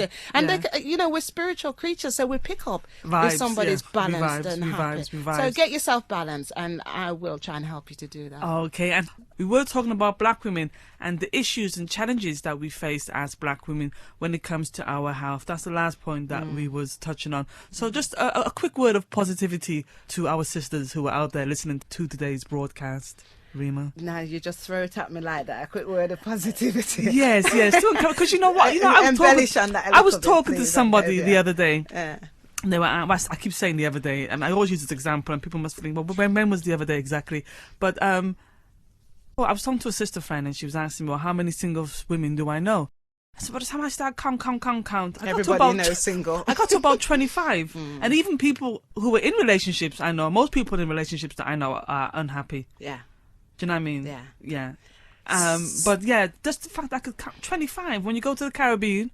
And they say, "Oh, are you with somebody?" And you say, "No, you're single." They think that you're lying because they think you must come to Jamaica or Barbados to look man. Yeah, you just don't want anybody to know you got a man Yeah. because you come on holiday to play about. Yeah. But I'm single actually. I'm not with anybody. Yeah. But there's so many single black women that I know. Look at all the black and women there's a lot of single who black go men to as well, who go believe to it or the not. churches, and there's a lot of single women in the churches. You're saying black men as well as single. Okay, give them some encouragement. What I think for the sisters is that number one. Don't just look. If you're standing at a bus stop and the bus now come, then you might have to move to another bus stop. You don't have to sit in one place waiting for Mr. Right to come and turn up at your doorstep. Most of you have got good finances. Most of you can travel. Most of you can go along and meet people. It's a whole big world out there. You know, the internet is running. It's not that I'm saying you on the internet, but what I'm saying that global village is opened up. So you can access people. So you don't have to sit in Birmingham or sit in London or sit in, Answorth and wait for that person. You have to step out a little bit. And my number one rule is that you've got to believe that you're entitled to be happy. Then you've got to systematically pursue that happiness. And that's the only way it's going to come. The same way you pursue the career, pursue your happiness, and you'll get everything you're looking for. Okay, before we touch on the men, some advice for the men. Quick word, caller. Quickly. Who am I speaking to? Yes, Gilmore. Gilmore. Okay, nice and quick. We've got 4 minutes. Yeah, I know, baby girl. I was just thinking that maybe some of the black girls, maybe sometimes they're looking for too much high expectation. Yeah. Don't say they shouldn't aim high, but sometimes they're looking for too much. Yeah. Oh, sorry, you're saying that black women have too much high expectations when it comes to black men? Well, yes, because sometimes you're looking for what's not even there. Yeah, that's right. I think that's what it is. Yeah. Okay. Thank you very much, Gilmore. Thank you, baby girl. All right. All right. One love. I agree. I have to. You think our expectations are too high sometimes? Not that they're too high. They're misguided. Now that's better. We've been brought up in this society where we get the English woman's expectation of an ideal relationship. Then we're kind of confused. A lot of us with our parents, they certainly came over here and was battling in the society, so they didn't have an ideal. So we haven't got a representation. A lot of things with black women in England is that they don't actually have any training on what is a woman and how they're supposed to feel, look and be as a woman. Hence it's difficult for them to know what is a man and what they're supposed to be looking for in a man. And it's the same with and now the guys are pretty much confused as well because we don't know how to communicate with each other and say everybody, in my opinion, now this is my humble and quick opinion, is that everybody should have a place. A child should have a place and a role.